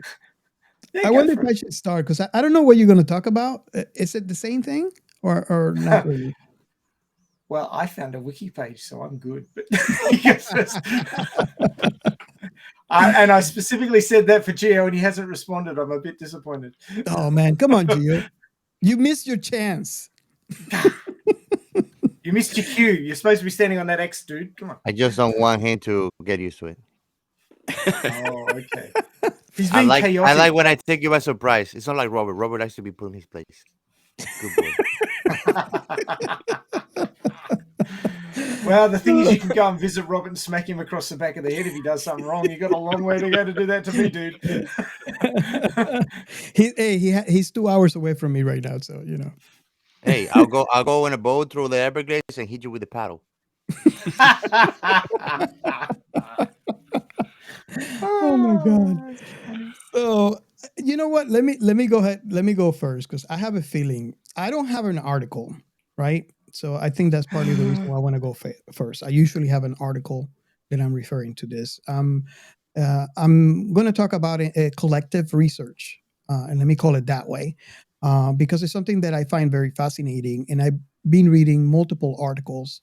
So this would be my takeaways from all those articles that I have read, and it's about the hyperspace, the hyperdrive, on how they call it on this movie. And we don't have, I don't think I don't know if you guys, any of you can correct me if I'm wrong, but I don't think in science we have something that is anything that or anybody that is researching hyperdrive as much as they are researching warp drives. And the technology is different. But I always find it fascinating, even from the very first time that I saw this movie, when they press that button and you see all those stars just whizzing around, which I would have to say that in newer movies and also games, if you I actually played the PlayStation. I forgot the name of that. They have a virtual mission that you do in this game, and I forgot the name. Crap, it's going to bug me. Well, in the case, the point is, they actually have changed the visual slightly uh, from what we see in the first three movies. 4, 5, and 6. But I always look at how that could happen. And if I look at something that is actually being researched right now in science, it would be the warp technology. And the way that that works, and I'm sure, I'm not sure how many of you have actually heard on how this technology works, is, to travel 2 points in space, you have a speed limit, because time and space are one thing. You cannot go past the speed of light. And even when the closer you reach the speed of light, the more mass you require. And that's why it's a speed limit, because once you reach the speed of light, you have infinite mass. And that's, in my head, is impossible. I'm sure it's, in physics might be possible. But the point is, you can't have infinite mass. That would be the entire universe. So in order to travel those vast spaces, you need to be able to fold space. So in theory, you're sitting down in your spaceship. And that's, I believe, in part why we don't see seatbelts in most of those, like Star Trek.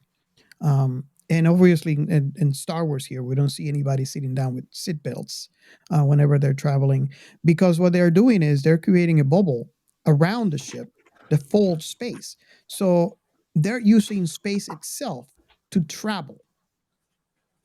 So having said that, I always wonder how the visuals would look inside that bubble. And the best way that I can think about it, and I don't know if you guys have ever thought about it, or if you have any thoughts on what I'm going to say, is, to me, the hyperdrive on Star Wars seemed to me like it's employing multiple bubbles at the same time. Oh, there you go. So if you're watching the YouTube video a month a way, it would be released a month after this episode releases on audio. You'll see he's showing you how space is folded. So to go from one edge of the paper to the other, you can't go in a straight line because it would take you forever. But if you fold, you can just punch a hole and go from one point to the other. So that's actually a wormhole. So what the warp drive is creating small folds in space and using space to take you instead of you using your own force to go fast. Kind of like how you would envision this. Let me see if I can paint a picture. You have a cloth, is stretched, right? So you can see stretched from one side to the other, and you have a let's say a marble, right? And the marble just sinks in one side. So imagine that you can press down or fold the cloth that is stretched. It creates an indentation and the marble falls down. So what that warp drive is doing is creating a fold in front and raising it in the back. And that's how you would travel in less time from point A to point B. Does that make sense, the way that I explained it? Yeah. So to me, when I look at these visuals in this movie, when you see all the stars just whooshing around, I always envision that the hyperdrive technology involves multiple warp drives turned on at the same time. And I think, Ray, you want to show something? Yeah, just run this while you're talking. Okay. And we're looking at, and again, if you need to watch this on YouTube when it comes out. Ray is showing a clip from Event Horizon. This is where I stole it from. I understood that reference. It's a great movie. Yes, it was a great movie. It's a horror movie, right? Yeah. Oh yeah. Yeah, I love that movie. It terrified me because I was a kid as it, but love it. Yeah, it's Messed a good up. movie. I want to do this movie, Messed but I up don't the end. think that Robert can deal with it. Well, I like this movie. I've seen it multiple times. And okay. again, this is one of those that, why is Robert liking this movie? Because you are a selective little biatch. I'm a whiny ass bitch. No, not whiny. Selective. Selective. It's even Okay. worse. You're like a psychopath bitch. Narcissistic. Toxic. Yeah, that's where I pinched it from. I was wondering if anybody on the panel actually. It's like, Oh, yeah. I pinched It's like that he from. couldn't take Demon Slayer, but he loves aliens with bad Yes. noodles. Love aliens, the bad noodles. Oh god, I can't remember that. You guys should download that episode. I still remember I it. think that I'm gonna start working on a new segment. It's gonna be the Chinese translation plot. So I'm gonna work on getting plots and just translate it back and forth from English Chinese since they are Just until they are mess them not up. very understandable in English. So yeah, and I think they explained that in Interstellar. They explained the same concept on traveling. So do you agree that the visuals make sense if you're turned on? Because if you watch Star Trek, for example, you know that's the basis on the warp levels. Mhm. So when Yeah. they go warp 1, they have a warp bubble turned on. Warp 2, they have a second one, and the higher they go, the more warp bubbles they have turned on. And I always, and I someone would probably correct me and say that I'm wrong when I say this, but you can't go past 10 warp bubbles. That would be warp 10. And only because of that episode in Voyager when they attempted this and Mhm. bad things happen.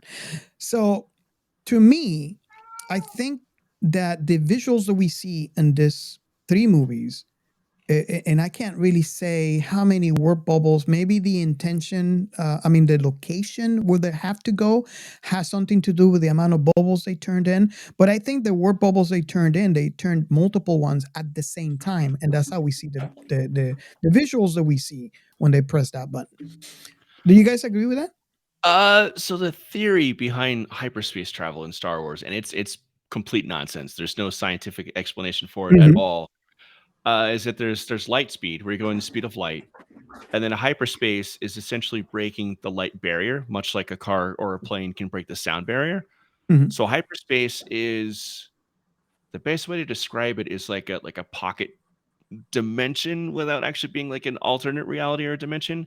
It's just the breaking of the light barrier, basically, which is what creates that crazy sort of gyroscopic blue swirly effect.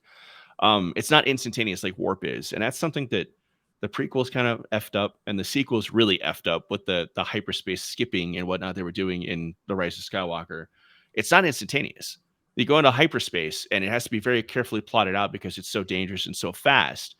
But it's not instantaneous because the characters are still able to get up in A New Hope and Empire Strikes Back and Return of the Jedi and move around the ship and have conversations and have character beats and whatnot. And a lot of the earlier video games had that same concept in mind too, where it's you're going really, really fast, but the galaxy is really fucking big. So it's not an instantaneous thing like a warp. But the blue swirling thing is that sort of breaking of the light barrier, theoretically. Again, it's stupid movie science. It's not science at all. Yeah. But that's the theory. So And you I know was that- always waiting for Doctor Who's TARDIS to go past. It's interesting to me when you say blue, and I don't know if Ray thought about this. It just lit up. The blue shifting on stars. I know about red shifting.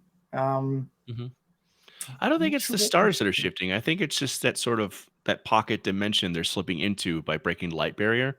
Mhm. I think that's what it is. It's I don't know. Like I said, it's sci-fi movie mumbo jumbo. It's Yes. magic.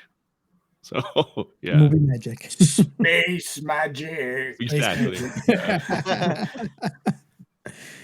Okay, so that's all I had to say. I was just wondering. This is one of those things that I think a lot, and that's how I make sense in my head based on technology that we have today, or theories that we have today. Right. Yeah. Yeah, we don't quite have that yet. Yes. No. SpaceX is still trying to get a rocket in orbit, so you know, Yeah. we're waiting for that. But Well, yeah, they we'll actually- get to the hyperdrive eventually. They're actually working on something. They've done things already that surpass what were our expectations of loading things and transportation to space. So I mean, even though it hasn't happened yet, it seems that when it happens, it's gonna be just like a big jump in technology advancement. As of now, Sure. I mean, we never had a rocket that lands itself standing up. Like that's Yeah. out of this world already. Well, there was a lot of technological advancement during the World Wars because they needed it, and they threw everything into it, and they took a lot of chances that people wouldn't necessarily take in peacetime. So we've had great leaps in technology before. I mean, the fact that there was only was it 63 years between the Wright brothers' first flight and landing on the moon Oh yeah. was Yeah. kind of like mind blowing. It's like, and it wouldn't have happened without World War I and World War II. We would have been another 100 years, easy. So it's worth considering that wars do some good things, especially in the areas of technology. But yeah, everything else is kind of fucked. So yeah, I'd rather wait the 100 years personally. So going on a continuation of last week, I'll just reiterate for those that may not have hung around until the end of last week's episode that are here now. Star Wars being in a long time ago in a galaxy far, far away, it's quite disconnected from Earth and from our human experience. So the things that are there don't really feel like the designers are developing them from what we have now. So a lot of sci-fi that's near future or considered in our future, the technological designs and the theoretical concepts that they're bringing to the story have a lot of basis in what we're seeing now. So you can see the connections. You can't necessarily see the connections with this because it's not considered part of human technological evolution on this planet. It's completely separate. So they make up whatever the fuck they want. And there's not a great deal of connection. But having said that, these movies have been out for 40 something years, so they're been in the minds of sci-fi fans, who often end up being scientists because they're into that sort of shit, and may well have been and be now currently influencing their design choices and their ideas for what we may be coming up with at the moment. So there's actually a wiki page about this. It's technology_in_star_wars. You can check that up on wikipedia.org. And there's a whole bunch of stuff here that they're drawing from, but there's a couple that I wanted to mention. Obviously, the back to tanks is something that everybody would love to have one of. To quick regenerate, regrow your skin and all that sort of stuff. It was another technology that everybody was excited about in Star Trek, with the spray canisters that can repair your skin and all that sort of stuff. But on this page, they don't mention much about it. They talk about it in the guise of what was done in the movie, and there's a link to a regeneration biology main article, which I haven't gone into, but that's one of the ones that sort of stands out in that we'd like to see that sort of stuff come along, but it's really tricky. It's very hard to make cells grow extra quickly and do what you want where you want them to, and to differentiate correctly. There's been a lot of work with stem cells, which are cells that are basically undifferentiated, and originally they thought that you could only get them from umbilical cords or fetuses, tissue that's considered really young and hasn't differentiated yet. But apparently, there's stem cells in multiple parts of our bodies right now, which is the source of new cell growth. And of course, when you start running out of stem cells, that's when you start aging and looking pretty shocking. And also, as your cells multiply, the telomeres on the end of your genes get shorter, and once they get too short, the whole system starts breaking down, and that's sort of like the age mechanism within cells to stop everybody living forever and the planet being totally full of too many organisms and it all falling to pieces. But that aside, the idea of Bacta is something that people have been working on for a long time, some sort of quick regeneration, either spray or something you soak in that's not dishwashing liquid, and will actually make your cells regenerate quicker and make you heal faster. They haven't got there yet, but they're working on it. So that's an interesting one. I mentioned prosthetics last week, but there's an interesting part of this article talking about prosthetics, and obviously it's a big thing in this movie because you see Luke getting a new hand right at the end on the medical frigate, and I'll just read this bit out here. It says a similar production, even closer to natural organic limbs, known as the Decker arm system and dubbed the Luke, after Luke Skywalker's prosthetic arm, was approved for mass production by the USA Food and Drug Administration after 8 years of testing and development. So that one, it's pretty damn obvious where they got the idea from. I wonder if he's a Star Wars fan, I wonder about that one. I doubt it. I think he likes Trek. I actually think he likes Trek.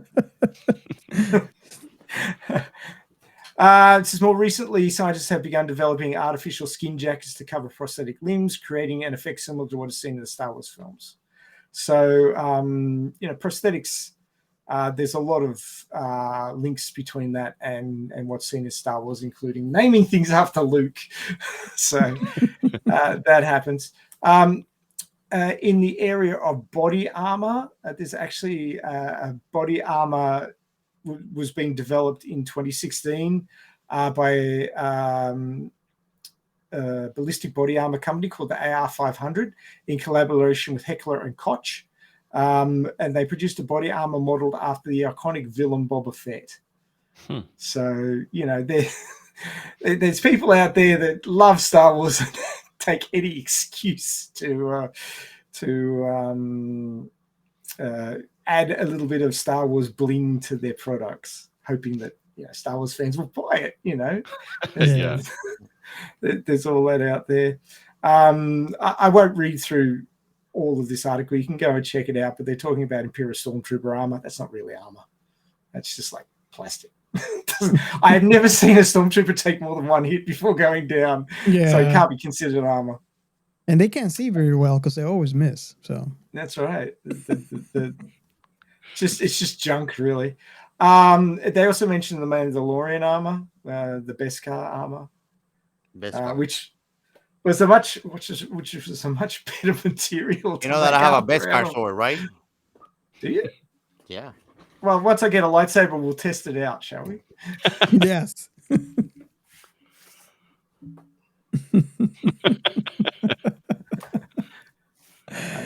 You see, this is what you guys should be watching the YouTube video and subscribe. It's a little bit suspicious, but anyway, I'll take his word for it.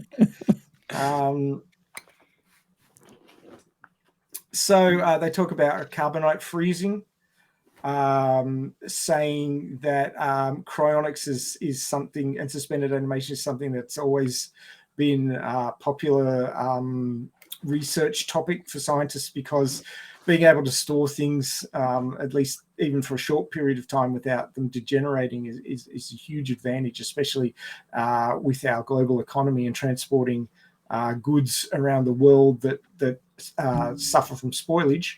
So being able to carbonite freeze them would be great to keep them from spoiling and not being worth selling anymore. But they say that carbonite exists in real life as a type of gunpowder. So there you go. I didn't know that. Wow. But there's they sort of grabbing a whole bunch of little points here. The carbonite in Star Wars might be dry ice with an opposite charge. He further speculates that the form of carbon dioxide material, which, like in cryogenics, is kept at very low temperatures to the point where there is no need for oxygen or blood flow, keeping living tissues in suspended animation. He says in 2020, researchers were able to preserve nematodes, which are flatworms, in a suspended animation state known as anhydrobidosis. God, that's a complicated word. Go ahead, Gio. Help, please. Help. In anhydrobidosis. Inside a liquid metal cage. Nailed it. Nailed it. Just one time. The liquid metal was gallium, which later solidified, and they kept the nematodes there for several days and then recovered them alive.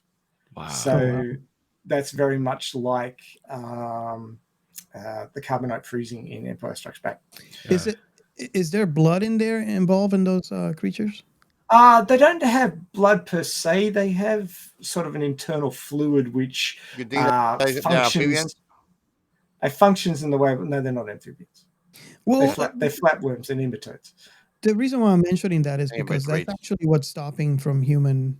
We're trying this on, any animal that has blood is because of the blood gets damaged when it gets frozen. Mm-hmm. So I wonder. Well, it's not just the blood. All cells that have fluid in them, which is pretty much every cell in your body, when the fluid freezes, it creates a crystal structure and expands, and that expansion destroys the cell membrane. That's why when you freeze meat, it gets all gloopy. But you freeze vegetables, it doesn't get gloopy because it has cell walls, which is an extra layer of protection that stops the cells from rupturing as easily. Mm-hmm. Yeah. So you can freeze your veggies and they come out crisp, but you freeze the meat and it comes out sloppy. So that's the reason why.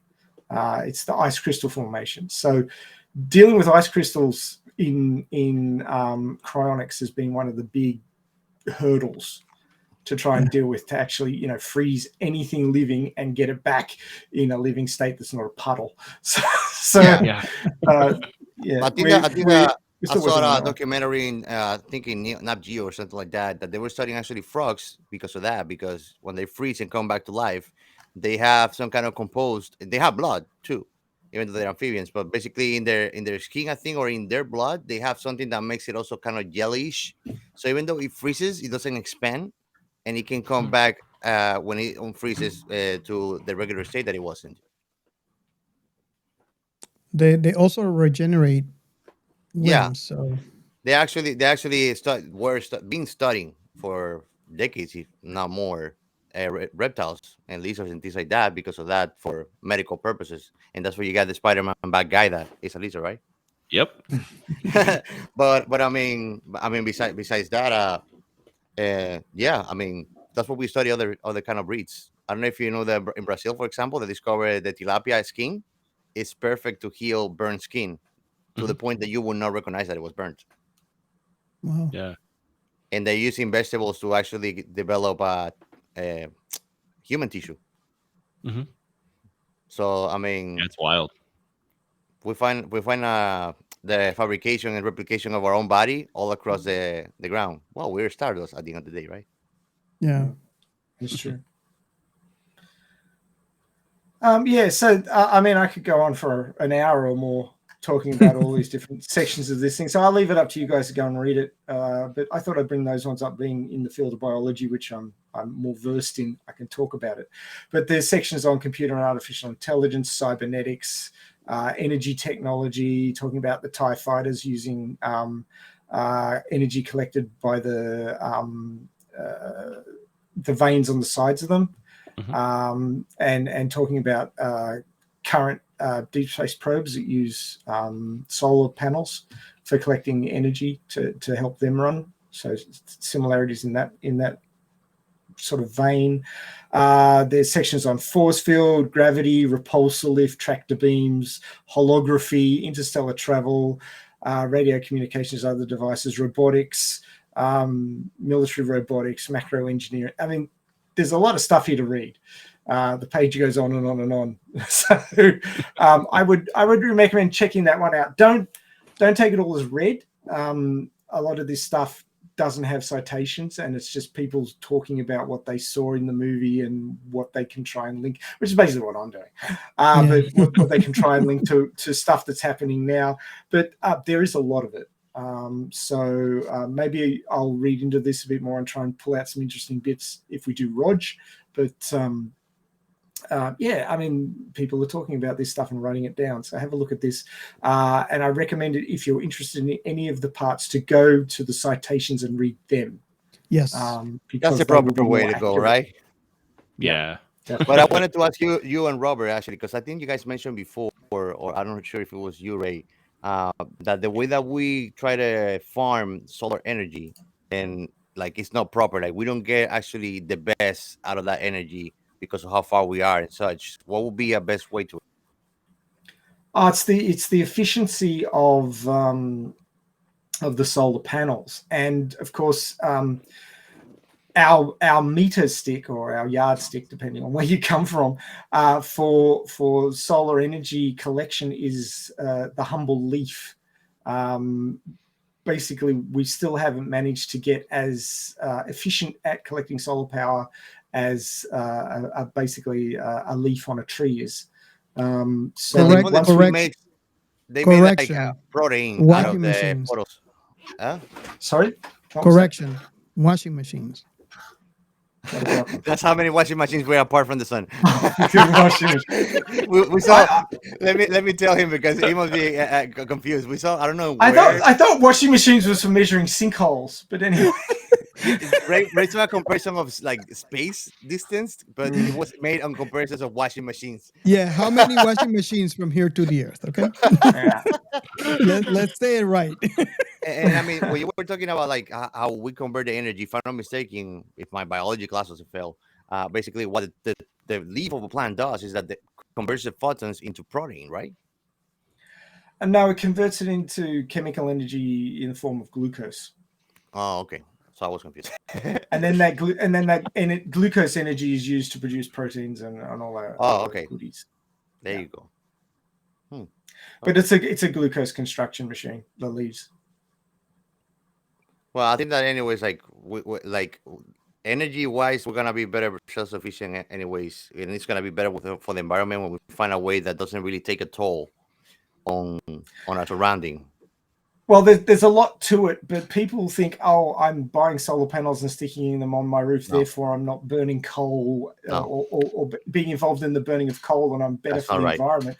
There's a lot of toxic chemicals and elements involved in solar panels that, when they finish the end of their life, have to be recycled, and oftentimes if they're just dumped, it's quite toxic to It's the the same environment. dilemma that the lithium battery. Yeah, exactly. I mean, you can look at things in a very shallow perspective and decide that you're doing the right thing by the environment, but oftentimes, it's six of one, half a dozen of the other. Okay, I'm gonna go and toss my car now. Yeah, you should, man. And what we're gonna do is we're gonna be there when we actually do what the machines are doing in the Matrix. We start putting babies in batteries and just sucking them up to death, and keep them in a fictitious life. That's But it. I mean, you could go on about this stuff for hours, but you feel good when you recycle your PET bottles and they're going to be recycled, and they disappear off in a truck or where you take them to a recycling point or wherever, and then they disappear from your view, and you either get some money or you feel good that you've done some recycling. But then I don't what want to be a happens to party them after pooper. that? That's filling Yeah, up. I mean, look, Filling up our little sense of achievement. Yes, yeah, I mean, a lot of companies will take money from the government as a recycling initiative and then bury the bottles because it's cheaper than recycling them. They can make more money that way, and it's a complete asshole maneuver, but it's business. I mean, business is out to make money. And there's countries that you can put actually the bottles in the machines and it gives you the money back.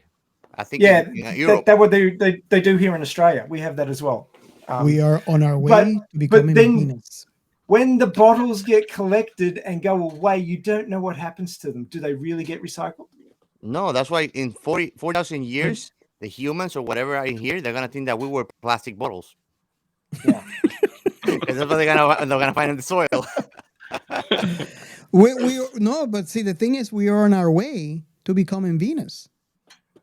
Oh crap! Let's not do that. It's harsh. That is a horrible thought. You know what I mean? So it's literal when they say that Venus was hot. Yeah, Venus is hot.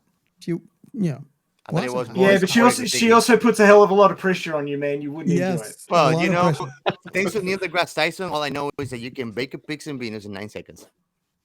It's 800, but you can't eat it because it baked you as well.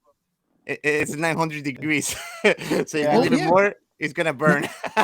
900 Fahrenheit. Yeah. Think about a pressure cooker turned up as high as it can be turned up with as much pressure as you can get in it, and that's not even a nice day on Venus. Yeah, that's a nice day. Yeah.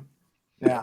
So yeah, I mean, Venus is pretty bad. Venus could have been like Earth, but things went wrong. Yeah. Earth had a lot of good things happen, like really random good things, much like Captain people. Chaos.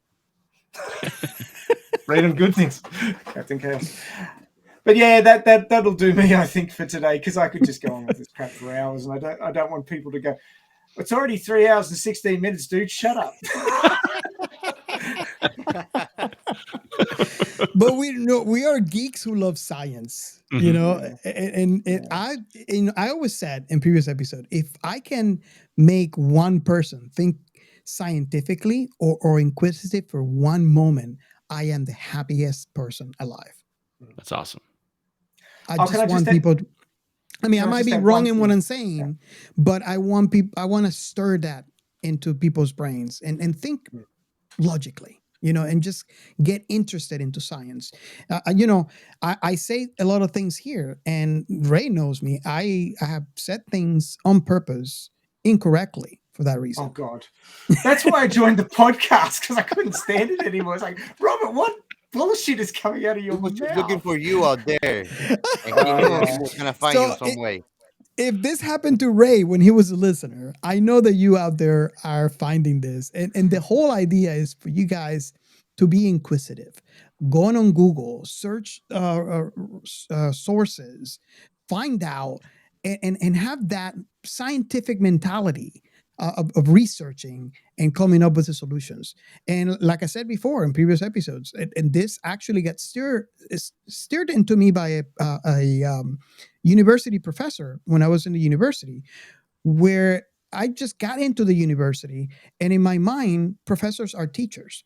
And I got upset at one of them because I wasn't getting, I can't remember even the concept that it was. And he said, well, you got to remember something. Number one, I am human. I'm just like you are. Number two, I'm a facilitator. I facilitate the class. It is your job to research. It is your job to find, because I could be in front of the class and I could be telling you a lecture and I could be completely wrong. And it's your job to call me out. And that's what I want to do. I want to I want to repeat that into the listeners. Get that inquisitive mind. Get, like I told Gio, the little kid mind that says why all the time. Ask why. Find out why, and research. And don't take the first answer. Go and find answers that agree with each other. Absolutely. That's being counterintuitive and trying to really strive for looking at the most the answer that most plausible. It's not just take the first thing or just because they say so. That's when somebody tells me something like, where you hear it? Oh, I heard it on TV. Oh, I heard it on the internet. Okay, can you send me the article? Or like if they're talking about news, where you heard it? Oh, I heard it in Fox, or I heard it in CNN. When somebody told me either or, and asking, you check anywhere else? No. Okay, I don't. Let's not talk about it. So yeah, that was my whole point, and Ray knows this. I am a happy camper if I hear someone, because of what they heard in this show, has had just 1 minute of thinking like a scientist. Yeah. Two things, Robert. Remember the Rain of Fire episode when I told you about that lecturer who gave a lecture on dragons? Mm-hmm. And no, this is serious. The lecturer would get up there and it was a subject about evolution, and he would get up there and give a lecture on the evolution of dragons. And he would walk up to the podium and he would start lecturing, and he would wait for somebody to call him out. And if nobody called him out, he'd just shake his head and go, I'm going to fail a lot of you. That's awesome. But at the very start, he said, this will be on the exam. So they're all like writing notes. And, his fervent hope was like by half an hour in, somebody would go, sir, excuse me, sir, is there really any evidence to back up this whole dragon hypothesis of yours? Because then he would go, no, there isn't. I am bullshitting you. And this is the point of this lecture. And, but a lot of people go to university and they think that the university lecturers are gods and they know everything, and everything that comes out of their mouth is gold. And it's not. Right. No. Nothing is truth until you find out from 10 different sources that all agree with each other. And a lot of science, that doesn't mean it's true. Yeah. And a lot of science is disagreement. I worked in my first project that I worked in was on something that will make no sense to anybody who's not a hardcore biologist, but it was a substance called fatty acid ethyl ester synthase. A synthase is something that makes something else. But basically, it's a chemical that exists in your circulatory system in your heart. And we were working on that and looking at its functions as part of the heart and so forth. And there was another group who was working on it in England. And our group would release a paper saying X, and their group would release a paper saying X is bullshit, it's Y. And then we'd release a paper saying Y is bullshit, it's X plus 2. And we'd just go back and forth and back and forth. And these were all peer reviewed. And the peers said, okay, this is good enough to be published. This is what we know at this point. This is the theory. This is the what we think, where we think it's going, and all that sort of stuff.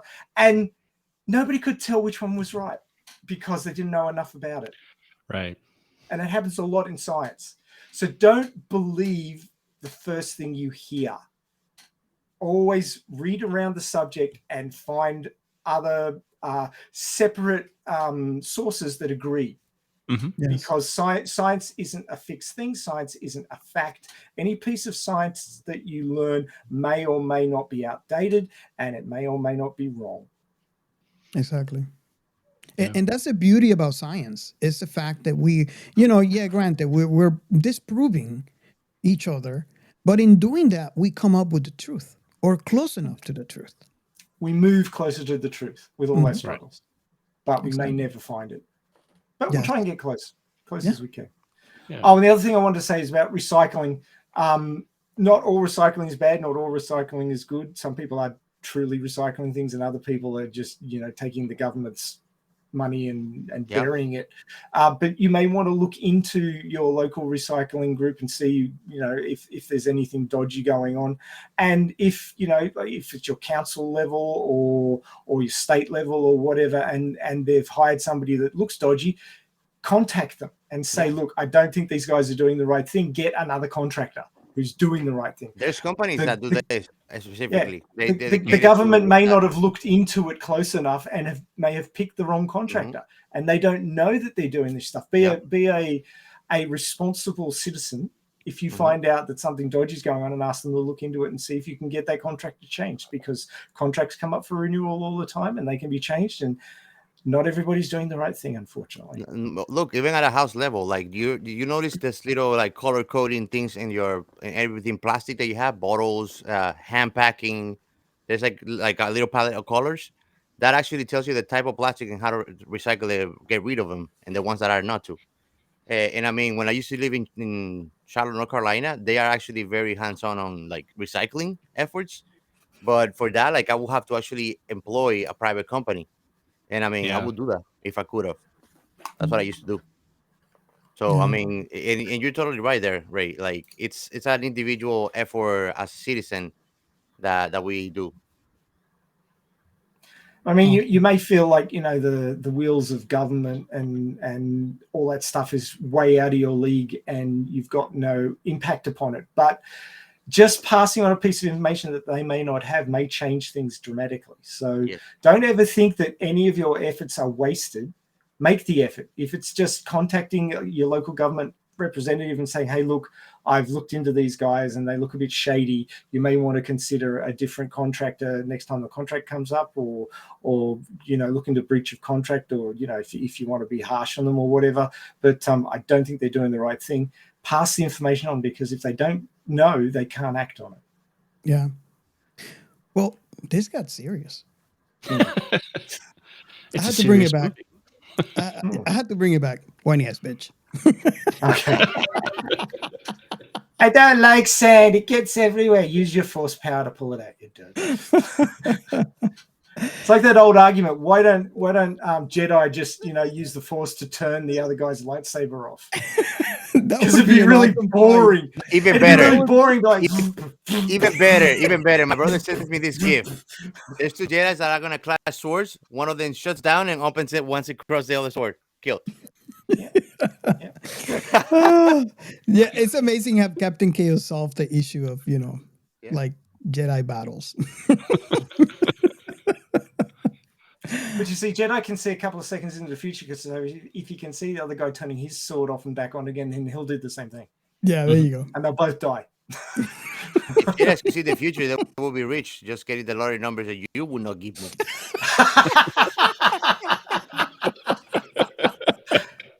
But Jedi aren't greedy like you are, so they won't do it. I know that you're not greedy. You just don't have them, so you don't have what to give. And you like to If I feel like you have it, and you act. Right? You're like, Robert. Oh my god! Yeah, well, I can transfer a lot of numbers back in time, but I can't transfer money forward in time, so I don't get anything out of it. Awesome.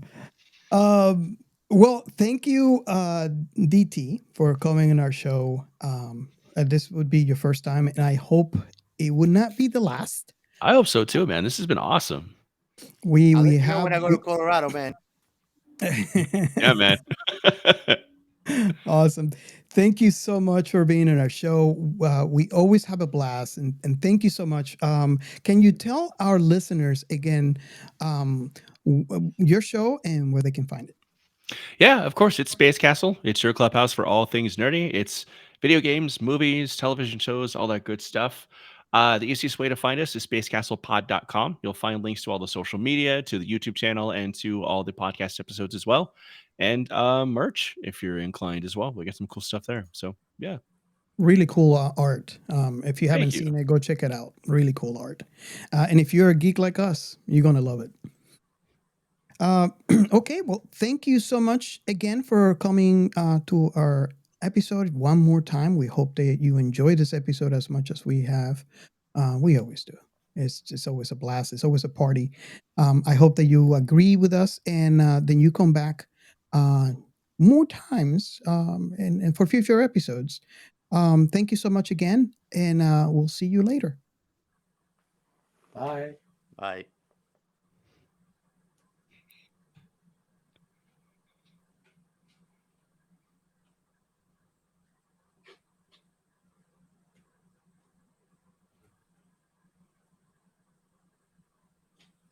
Wow, that was a real